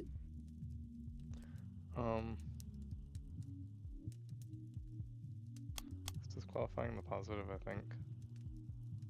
No. For such a complicated woman, the answers are overly simple for Signora d'Este, are they not, Samuel? You see, I understand now. My attempts to infuse art with meaning were pointless. All that I am, all that I ever was, is dead.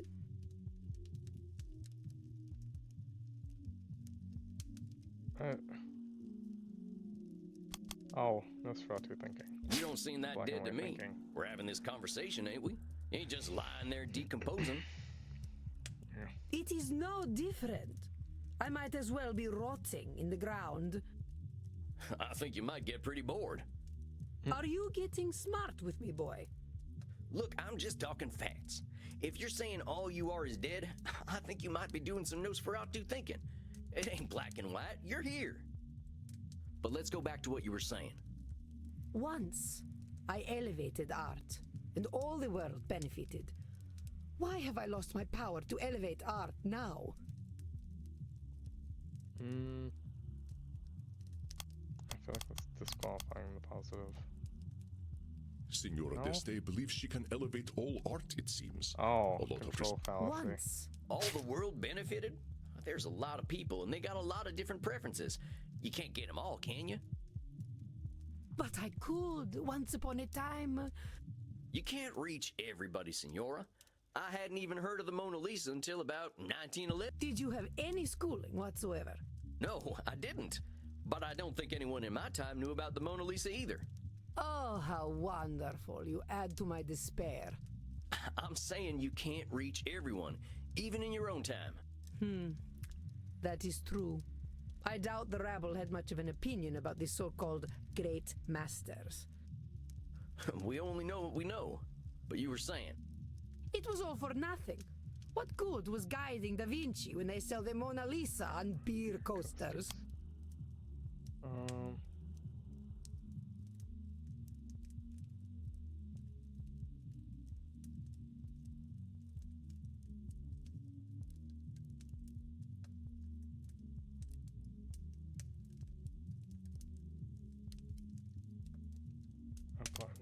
So let me get this straight. Yeah. For you, the Mona Lisa is good if it's only ever a painting. Of course. Those of us who are educated know the way things should be and when they fall short. Oh. So there's perfect and not perfect for you, huh? Yes, how clever of you to understand the difference. You're not giving yourself a lot of room in between, are you? No, there is no in between. There ain't much that's perfect in this world, Senora. You must be disappointed a lot of the time. You have no idea. But as I was saying, it should not be so. Art should have meaning, purpose. Beauty should expose truth. You're saying art should have meaning and purpose, but does all art need those things? What is the purpose of creation otherwise? How about if I just like doodling? Ain't that a good enough reason to draw? It is a pointless reason. Well, maybe I want to do something pointless. All I'm saying is that I don't have the same shoulds you do. Perhaps you should. But I don't. I'm gonna do what I'm gonna do. Which is speak like a peasant. Oh.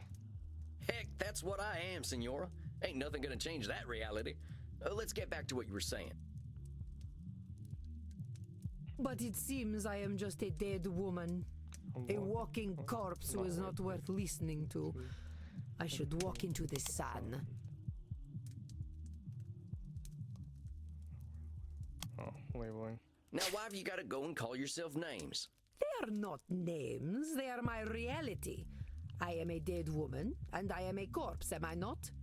Is that all you are? This is how I am defined by the world. Seems to me you're the one using them names. Hell, I think I'd be a little afraid of calling you a corpse. As you should be. Allow me to continue. You know, you make me sound rather mad. Like an old woman, railing at the world, screaming into the void, all to no purpose. Look, Senora, all I'm trying to do is show you where you're a little rigid in your thinking is all. You're expecting a lot from the world and a lot from yourself. It ain't no surprise that you're gonna be disappointed over and over again. I suppose that is some insight. Indeed, I have been in a state of disappointment from the moment I was 16. What happened when you were 16? I got married. I think I get it. You absolutely do not get it. You are a man. Well then, help me understand. Frankie, my husband. He taught me the meaning of disappointment. He taught me the world was built upon lies. These things men proclaim as values. Truth, beauty, the spiritual. They were all fiction. But if men did not live according to principle, I would. I would set the example and shame them all. Yet, what a fool I have been to think humanity had greater aims. So, what's this greater aim you're talking about? I received a humanist education as a child. I was taught that the pathway to God was through rationality and a questioning mind, not slavish devotion to tradition. This world is not Eden, but it could be. Or so I thought. So you're talking about a literal pathway to God? No, fool. A pathway to godliness. To live according to our natures. Our true natures.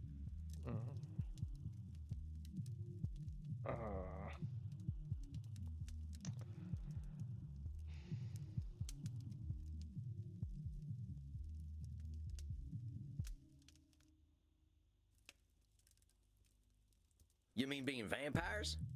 Come now, boy. Nothing could be further from natural. All this foolish hissing and copulation and blood drinking does not bring us closer to God. But it does give us more time to find the path. Well, talk to me about this pathway to God. How do you reckon we find this path? I reckon nothing. I've always known that we can find our way back to God by fulfilling our human potential to be the greatest souls possible.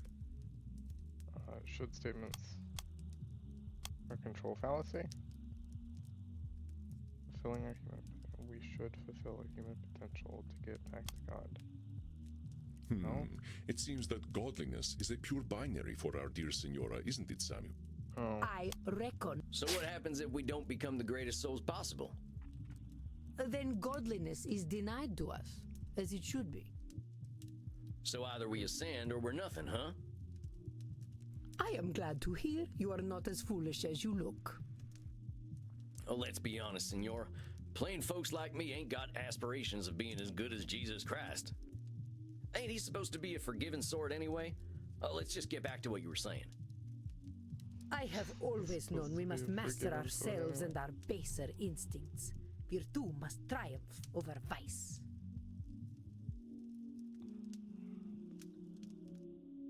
Control. You've been around a while, Senora.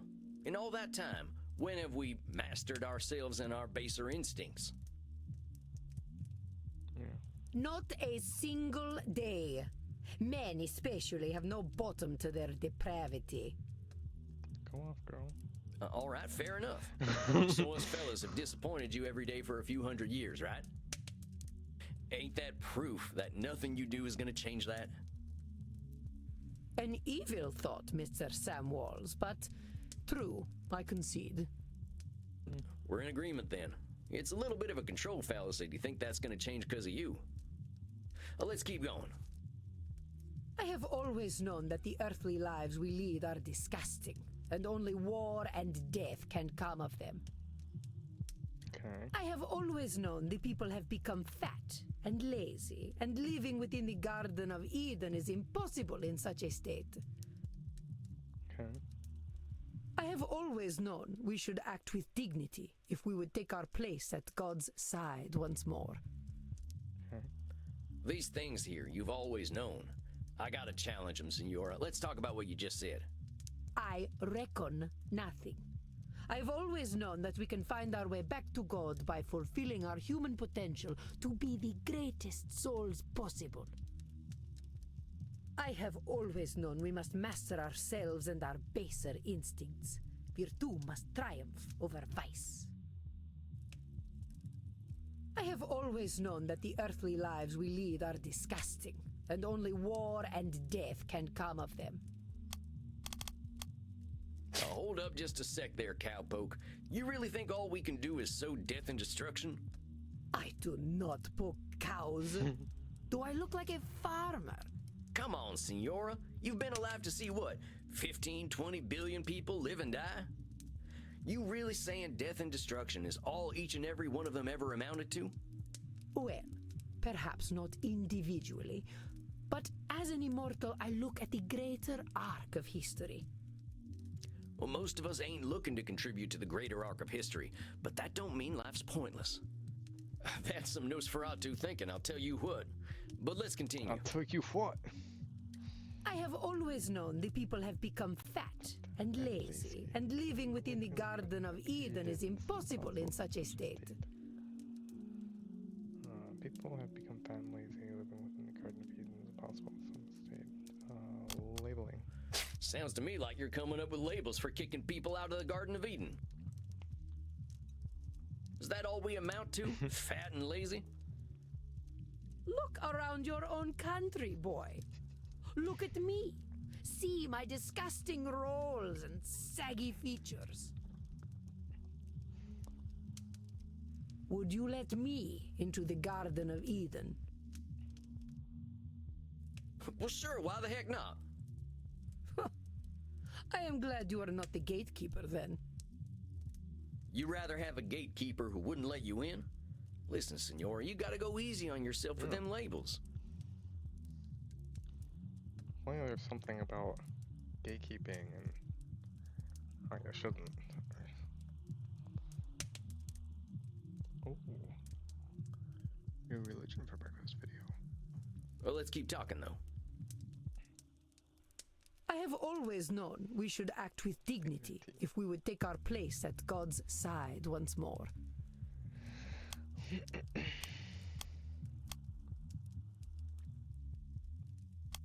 I think this here's the meat of it, Senora. The filet mignon. Filet mignon. I fear your French is even worse than your Italian. Here's the thing, Senora. Who came up with all them shoulds that'll take you to God? Why, the greatest thinkers of history that I studied in my youth. Plato, Aristotle, Cicero, Aquinas. Sounds like a bunch of dead guys to me. They really had it all figured out way back when, huh? Well, of course not. How foolish do you think me? Not at all, Senora. Just questioning where all them shoulds are coming from. But let's keep going. So you think you are so very clever, do you, boy? That by pointing out my distortions, you have won? No. That is where you are truly the fool. I already know how wrong I have been, that I have been chasing an impossible fiction all my life. Indeed, I now believe that even if we did follow the pathway to God, once we reach the end, we would discover that he, too, was a work of fiction. When I say God, I mean goodness, propriety, intelligence. God himself is a lie. I see. So you've lost your faith. Yes, it has crumbled to dust, much like myself in this fat, wretched old body. Beauty and truth are lies. Ideas developed by ugly men to justify their existence.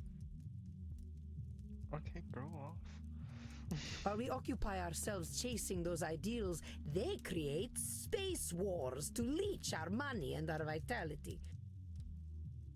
Okay. And to think they call me judgmental while they created the false ideal to judge against. Go off. You don't think I'm judgmental, do you, boy?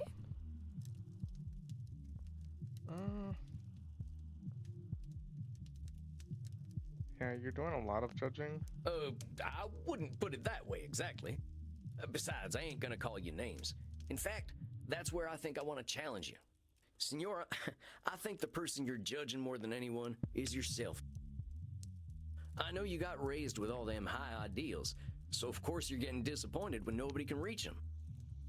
That's some heavy pressure, not just on them, but on yourself. I'd ask yourself what all that pressure's doing for you. Is it bringing you any satisfaction? We can't always control what things are gonna be. This is not acceptable.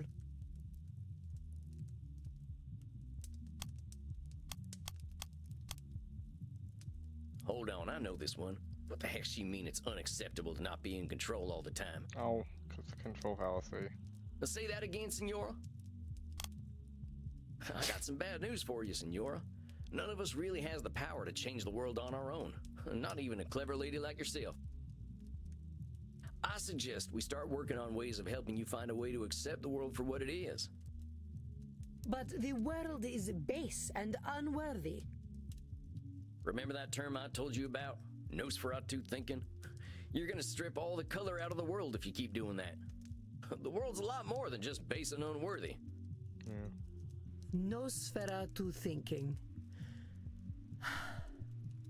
I am not used to having my own thoughts thrown back at me. Well, that's why you're here, ain't it? I ain't gonna help you change the world, Senora. All I can do is help you find some other perspectives. I suppose there is a certain simpleton's wisdom in the way you speak. Thanks, I guess. Very well, boy. I will consider what you have said. We will meet again in exactly 4 weeks. Do we have an understanding? Yes, indeed, Senora. Ugh. Please learn to speak properly by then. Well done, Samuel. I believe you handled Senora Deste quite well. You kidding? That lady straight up hates my guts. Samuel, if Isabella Deste hated your guts, she would not be shy about telling you so. That I believe. Older we get, the harder it is to gain a different perspective. Have patience. We are not all as wise as Samuel Walls. Guess it's just that simpleton's wisdom, as the Senora called it. Do not adopt her labels, Samuel. I will not stand for it. I know she was a challenge, but you rose to it as I knew you would. I think you deserve a night of hard drinking. What do you say? You don't need to tell me twice. All right, Andy. I'll see you later then. Indeed, Samuel. Enjoy yourself. Excellent work tonight. Rest in peace.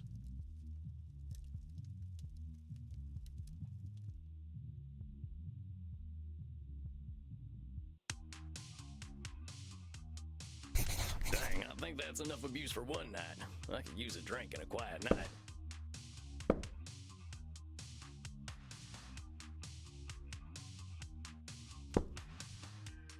Hey, cowboy. Why the long face? I used to say the same thing to my princess. Your daughter. My horse, actually.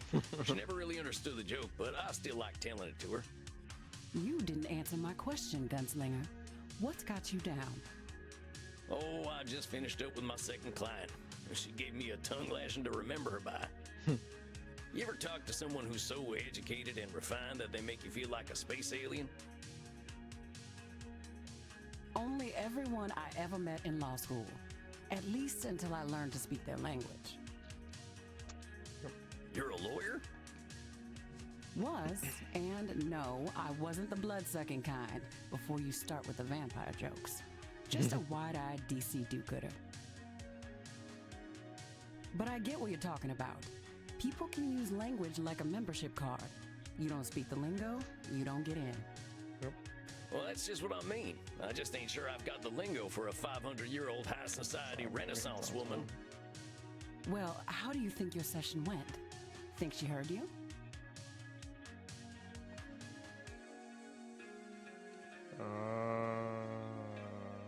Well, she did say that I'd given her some stuff to think about. And to tell the truth, she seemed kind of embarrassed about that. So what? If she heard you, I'd take the W, cowboy. Oh. Take the W. What, the wagon? The win, Gramps.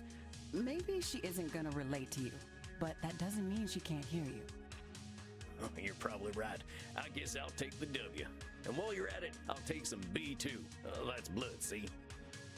What are you in the mood for? Men? Women? Something a little more off the beaten path?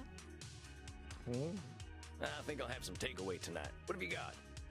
Here, try this. Should put some color in those cheeks. You really ain't squeamish, huh, Crimson? Nah, healthy blood never hurt anyone. I've been hanging around vampires for 20 years, and they aren't so scary. Not even Bert? What, that old pointy-eared teddy bear? He's a total sweetheart, unless someone gets aggressive or touchy with the customers. What does he do then? They get a stern warning. And if they don't listen? Why, then he eats them. Maybe he is a teddy bear. I met Teddy Roosevelt back in the night, and I'm pretty sure he would have done the same thing. Speaking of which, I gotta thirst something fierce. I think I'll head back to my coffin for a little rest. But you have a good night, Crimson. You too, Sam. Don't let the Draculas bite. Time to crack open a warm one.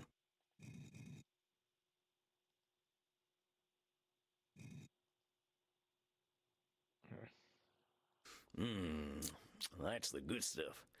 Now, maybe I can find a quote from one of my favorite books that'll help give me a little inspiration.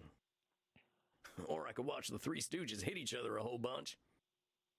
Or I could just go to sleep. What's it gonna be, Sammy boy? Well,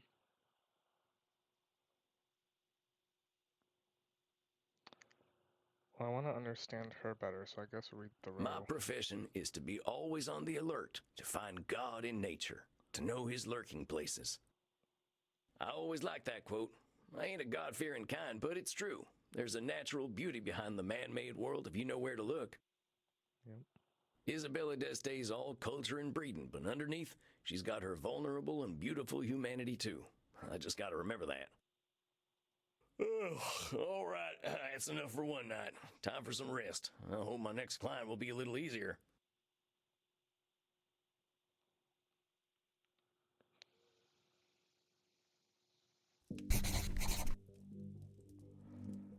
Samuel, good evening. I am glad to see you looking so fresh and well slept. Did I read that one? Yeah. April 26, 2024. Had a doozy of a client tonight by the name of Isabella Destay. Holy hell, that is one strong lady. I was shaking in my boots half the time talking to her. I read up on her on Wikipedia and was glad I hadn't done that before our session. I would have been even more scared. I surprised we could even have a conversation. She was the Pope Leo the 10th sister-in-law. How the heck do you deal with a family like that? I had a nice week otherwise. Been exploring the graveyards here in Leipzig. They are real fancy here. Guess it ain't no surprise this place has so many Gauls. Uh-oh, something tells me I'm in for it tonight. The truth is seldom unseen by you, my friend. Tonight, you face perhaps one of the most difficult challenges a therapist can face. The fact that you may not be able to help everyone. In truth, I have failed to help clients with this particular disposition many times. Hey, I'm new at this. You're nigh on 3,000 years old. If you can't help them, how can I? It is not guaranteed that we can help every client. To think we are powerless to help any is a cognitive distortion itself. I believe you know it. To think we're powerless to help any.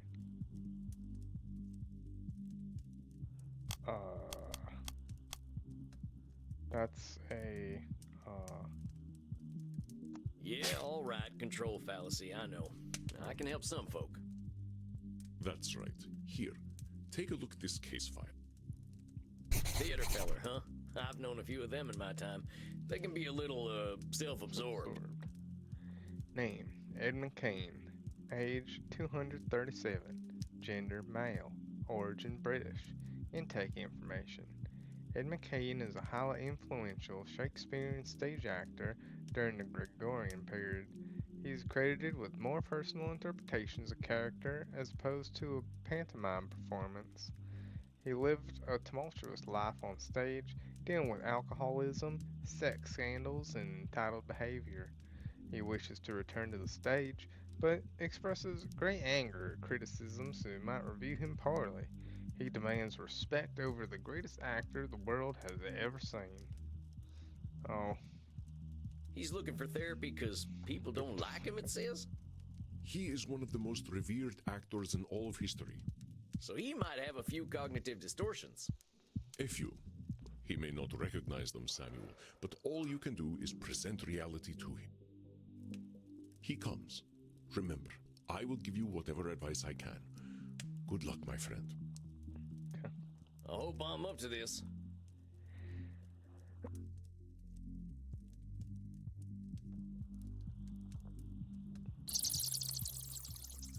What is this vampire I see before me?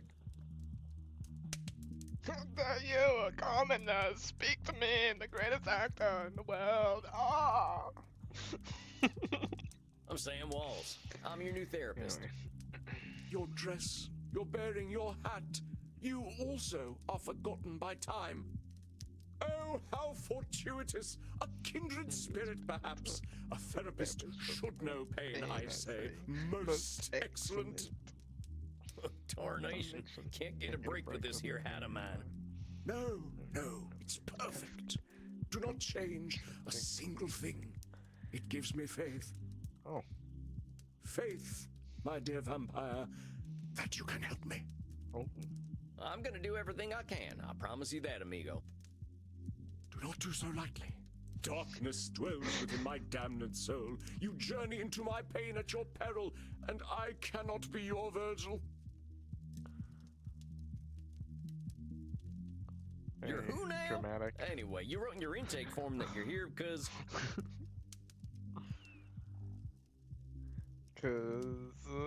You're confused about your sexuality. Your dressing room is too small. Mortals don't appreciate you. That one. Mortals don't appreciate you, you said. Indeed, and I fear they cannot. They must die to appreciate life. As mortals, they cannot ask the immortal questions. What is life for us who do not live? Why are we here? Why do we continue? What do we do when death has no meaning? And what a piece of work is Vampire! How noble in stature, how infinite in life! Yeah, In let's just form indulge him. and moving, how express and admirable! In action, how like a demon!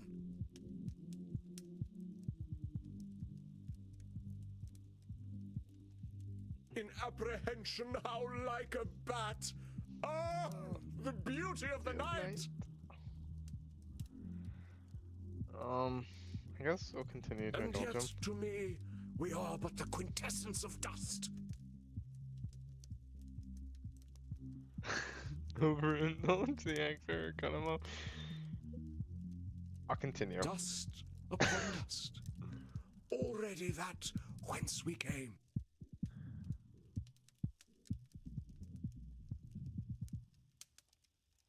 Well, that was a lot.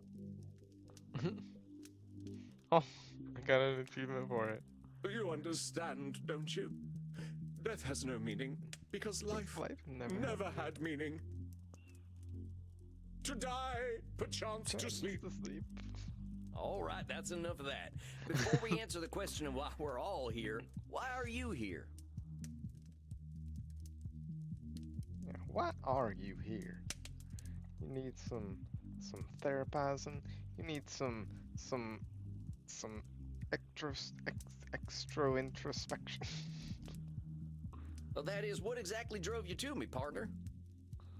Partner.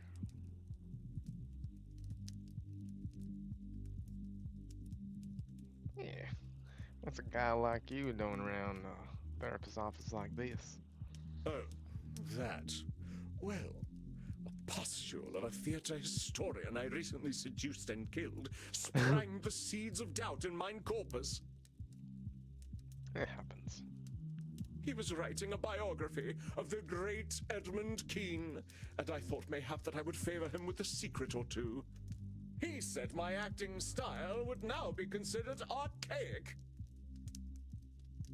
Well, how dare he? Though I drank him to the last, I fear his cruel barb was sharper than my fangs. Oh. This embossed carbuncle of corrupted blood caused me to doubt myself. Are all men such fools? Will I ever find my audience again? Or did they die long, long ago? Help me purge these mortal concerns from my mind, dear man. We're always gonna have doubts, compadre. That's normal. But I think I can help you see things a little differently. So, he said your acting's out of date. Why don't you just tell me why it bothered you so much? Yeah. Because it's simply not possible. Acting became a noble craft entirely because of me. In truth, I am perfect. Alright, so that's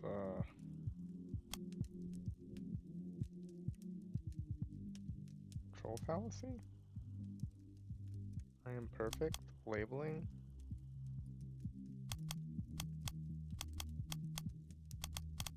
Labeling. Edmund states that he is perfect. Even in the most generous evaluation of his skill, is such a thing possible? No. Because it's simply not possible. Hold on a sec there, partner. Acting became a noble craft because of you? That's a lot of control over a whole skill. Yes, impressive, isn't it? So long as men can breathe or eyes can see, so lives mine art, and this gives life to thee. Well, those are some pretty words. You make that up yourself? It is the bard himself, boor. Well, maybe he had something to do with the development of your craft then. It ain't been just you. Yeah. Well, naturally. But Shakespeare's works are simply words upon a page without me. Compadre, I think you know he gave you a leg up in your career. You can share in the success a little. Oh, there are celebrated actors in these times, yes. But any success they have is due to my beating the path for them to follow.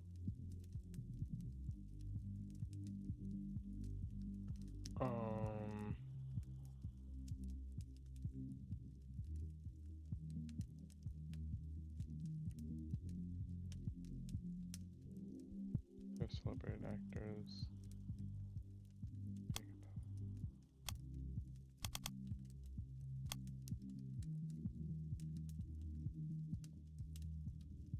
Maybe disqualifying the positive.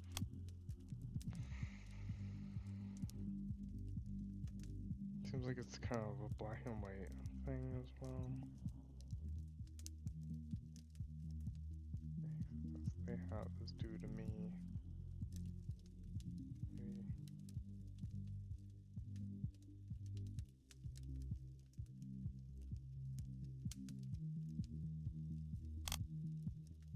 This is a special client. Remember that his distortions can be about others, not just himself. Oh, there are celebrated actors in these times, yes. But any success they have is due to my beating the path for them to follow. Oh, he's disqualifying the success of others.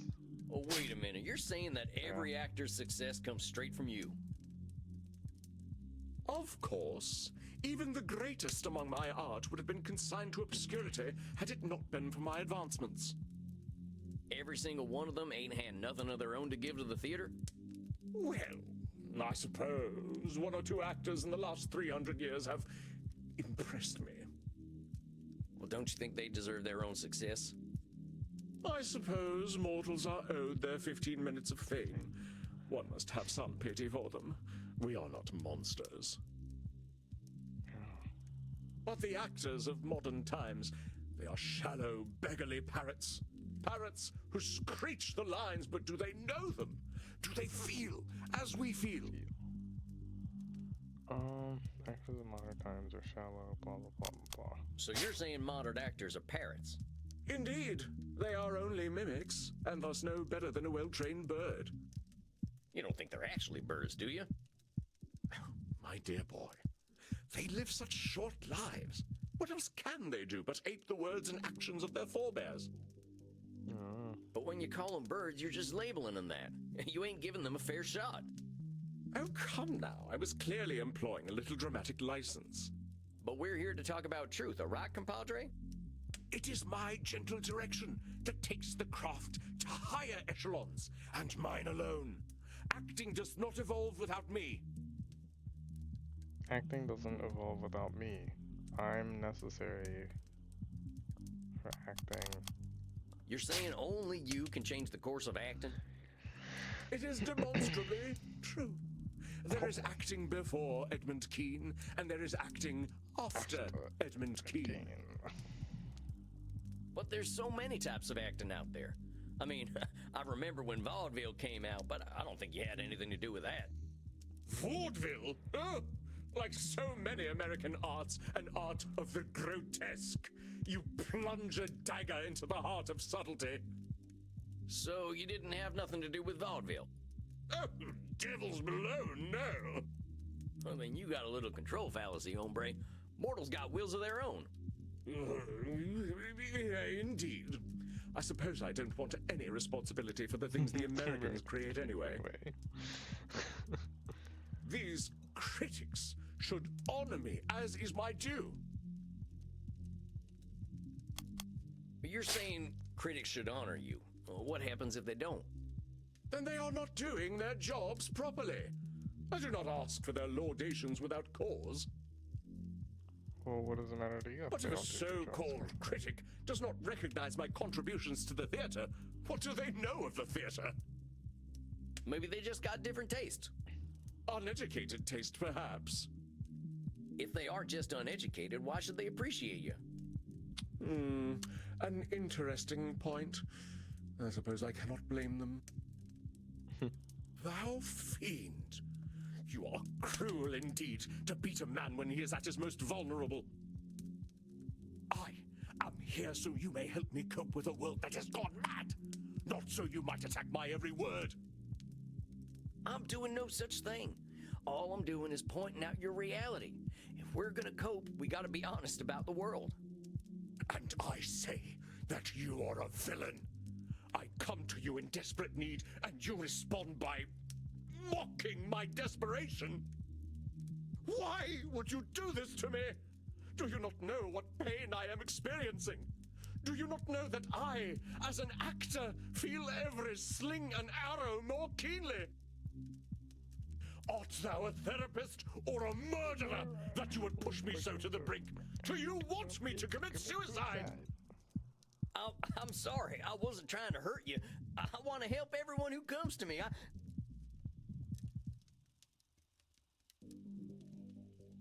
Samuel, a moment, please.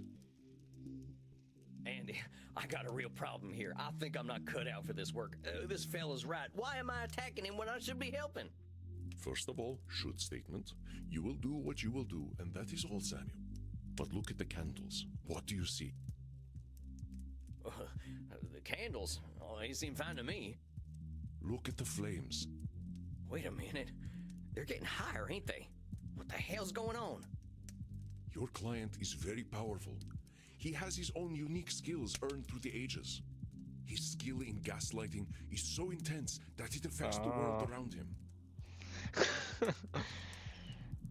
He is altering reality to fit his distortions.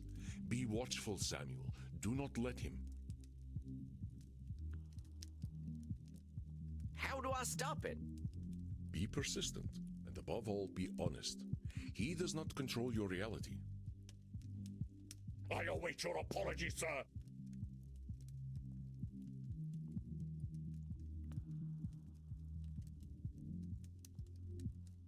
I don't have anything to apologize for. Yeah. All I did was point out some truths in the things you were saying. Now, if that makes you angry, fella, I don't know what to tell you. You wound me, but I am strong. I persist. I fight. I know my worth, sir. I have fought and died for my art. I shall take my business elsewhere, and vampire society shall hear of your quackery. Stop him, Samuel. It is not anger, but fear that drives him. Show him he has nothing to fear from you.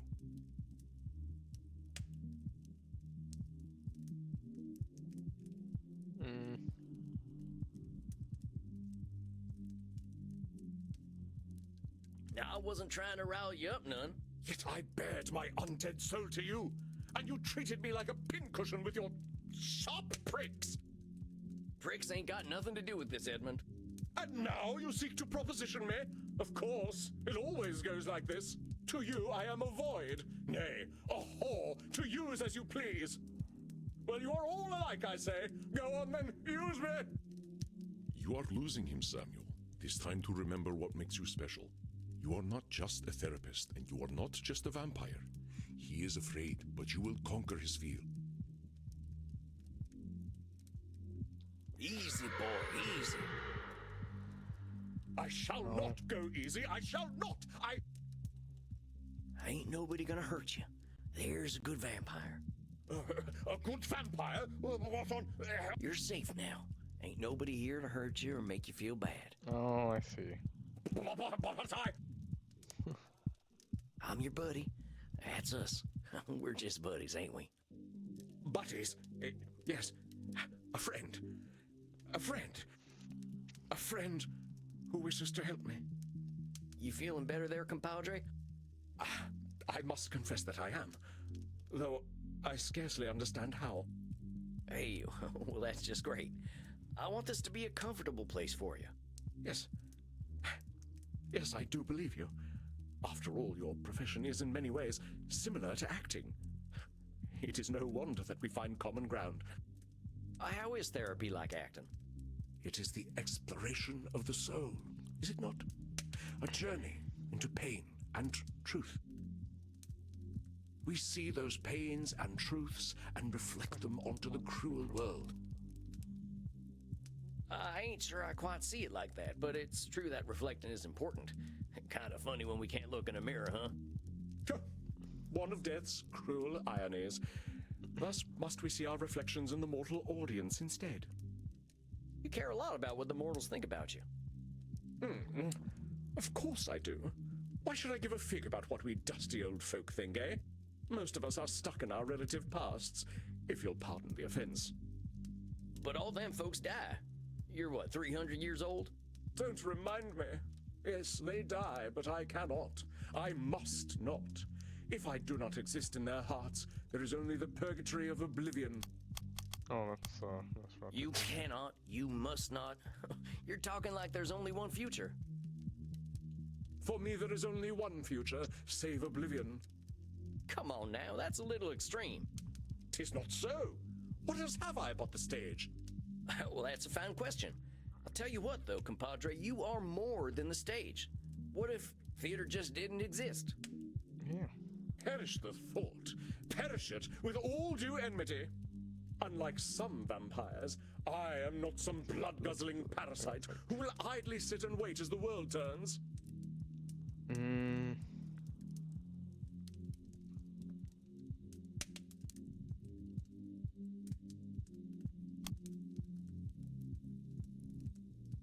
You calling most of our kind parasites? I am, for that is what we are, if we are nothing else. All right, let's just forget the part where you're insulting other vampires, myself included. If you say that you're a parasite if you don't do something, you're gonna be scared as hell of not doing that thing. As an immortal, I aim for loftier goals. Can you hit those goals if you're busy being afraid of turning into a parasite? I don't think so. Ah, but your humble speech does belie the true wisdom beneath. I am indeed cruel to myself. I died for the stage, so I should live for it as well.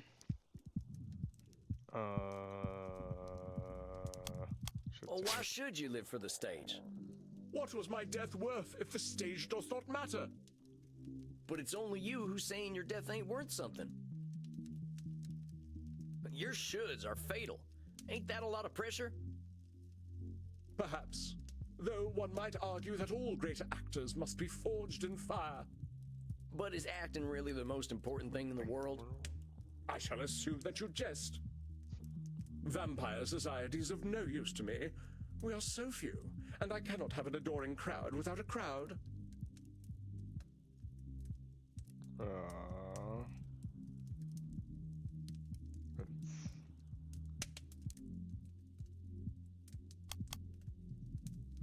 Disqualifying the positive, I feel like.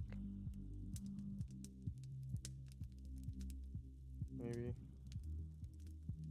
Vampires ain't got nothing to offer you. Nothing they can give, no. Vampires do not understand the avant-garde. Vampires have a lot to give. We got time to understand things mortals just can't. I think you're disqualifying the positive things about us vampires. Oh, perhaps. But an understanding of the stage is not one of them. You know, I see what you are doing.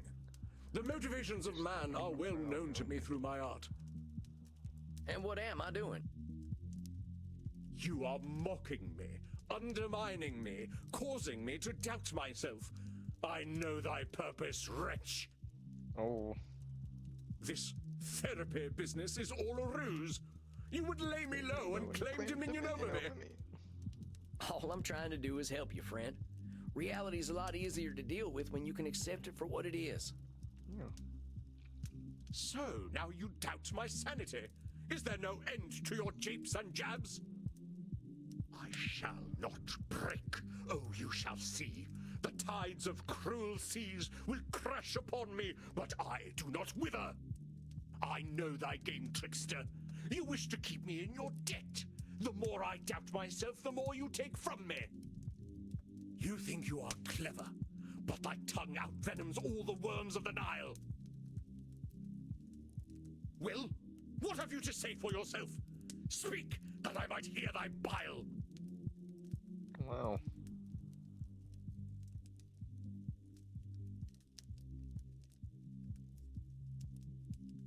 Tame him like a wild horse. Easy there. What? I know you're upset and you're scared. I ain't gonna hurt you. You want to hurt me? Good, vampire. Ain't you sweet? Yeah, it's all right. You really don't want to hurt me? You'll keep me safe? We're safe. Ain't no place safer than right here. We're friends. That's right. You're my buddy now. Just my pal Eddie. In truth, I am oft left bereft of friendship. Our kind can be difficult. You mean vampires? No, actors. But to sense one is not alone in all the world is a feeling to be cherished. You ain't alone, I promise you. Whatever bad stuff we're living, someone else has lived it already. 'Tis so. Many geniuses were unappreciated in their time, with wonders of their craft consigned to history's dusty pages. Even the bard himself did struggle. There is some comfort in that. Common nocturnality. We all got the same needs, man. Blood, safety, and sex. Indeed. I too am akin to the doomed Achilles, though my sore spot lies not so low, but twixt stem and stern. Tain't my place to comment. Oh, it seems the spot is no secret to you after all. Maybe we can talk about that some more in your next session. I think you did pretty dang well today. Yes. Yes, I suppose I did. I am rather good at therapy, aren't I? If you're here and wanting to get better, yeah, I'd say that makes you pretty good at therapy.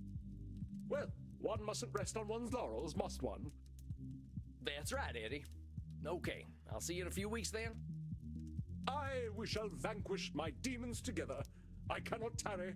The stage awaits. Dang, what the hell was that? One of the darker malignancies of the mind, dear Samuel. You sure I'm up to this? You were masterful, Samuel. You were able to take your knowledge about cognitive distortions and turn their definitions outward. And we must speak about this equine ability of yours in your next session. Oh, that. Yeah, I learned a lot about myself through my horse. Save it for our next session. Rest, Samuel. You have faced a great danger. Now it is time to drink and be merry with the Goths. Oh, I get to see the Not cops sure I'd call them again. merry, but they know how to cut loose. All right, Andy. Good night, Samuel. Rest in peace.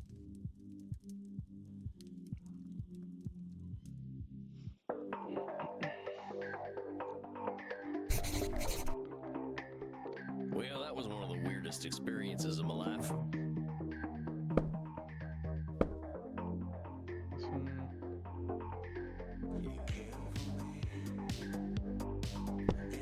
I probably want to forget that. I should go talk to Crimson. If it isn't Sammy the Kid, plop that butt down. Got a shot prepared for you. Well, thanks, Crimson. What is that? A Bloody Mary? No, a Bloody Steve. I think that's what he said his name was. Oh. Of course it is. How's the crowd tonight? You know, it's funny. They're a little on the weird side tonight. Must be a full moon out. Oh, you ain't kidding. I just had my first therapy session with the strangest fella I ever met. The actor type. Used to be an international celebrity back when I was alive.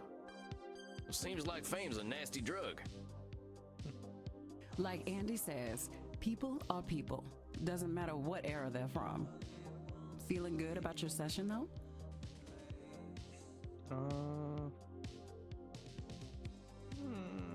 He was pretty confrontational, but he was happy to talk about himself at least.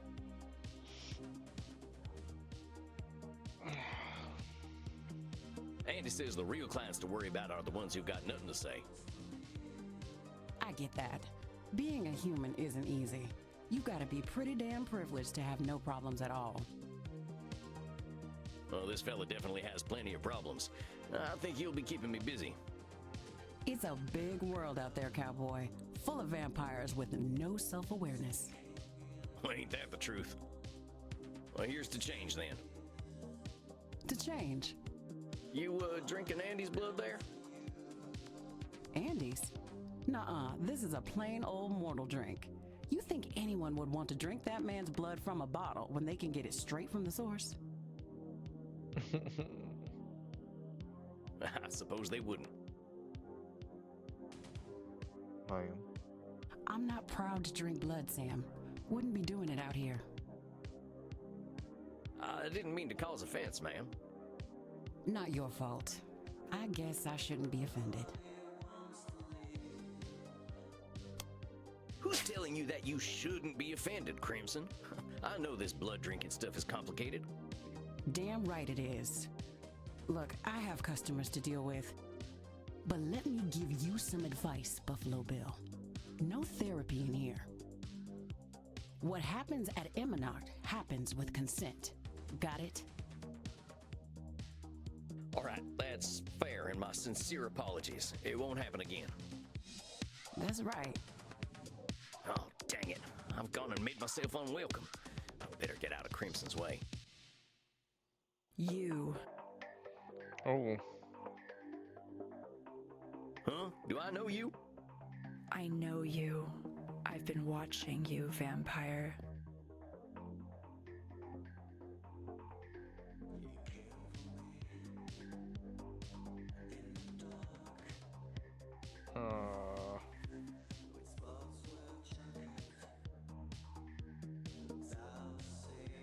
Yep, that's me, drinking blood to live. Yes, you do. I saw you. I see everything. My name is Panoptabella. Oh. Panoptabella. It means I see all, and I am beautiful. I saw you in the kink room with Reinhardt and Maxi. And now I see that you are thirsty and would like to drink. Yep, that is so. Come, drink from my neck. I wish to see what it is like. Okay. Get the vein. Yes, I see now. That was very pleasant. Thank you. You will go to your coffin now to sleep. Well, if you wanted to cuddle. It is normal for vampires to enter a state of torpor after consuming the blood of another. I wish you an excellent torpor, vampire. Thanks, I guess. I guess I'd better get some shut-eye. This night has gone on long enough. That's not what torpor is. Good evening, Samuel. I hope you are feeling well rested. I have a new client for you. May 3rd, 2024. Just finished up with a new client, and this guy was a lot. Fella nearly burned the saloon down with his gaslighting superpowers. He's an actor type, which I don't have a lot of experience with. I never really got into theater stuff, except for maybe vaudeville. Something about watching people tumbling and smacking each other with blunt objects just speaks to the soul. Oh, so I pissed off Crimson last night. Tried to do the whole therapy thing on her without her permission. She was hopping mad. I gotta remind myself that just because I'm learning to become a therapist, that doesn't make me everyone's therapist.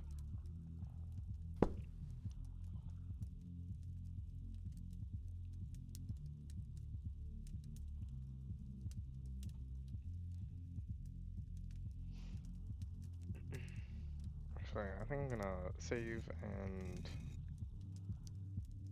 get some lunch. So I will see y'all, one of you, later or something, I guess. See you later. And hail Satan.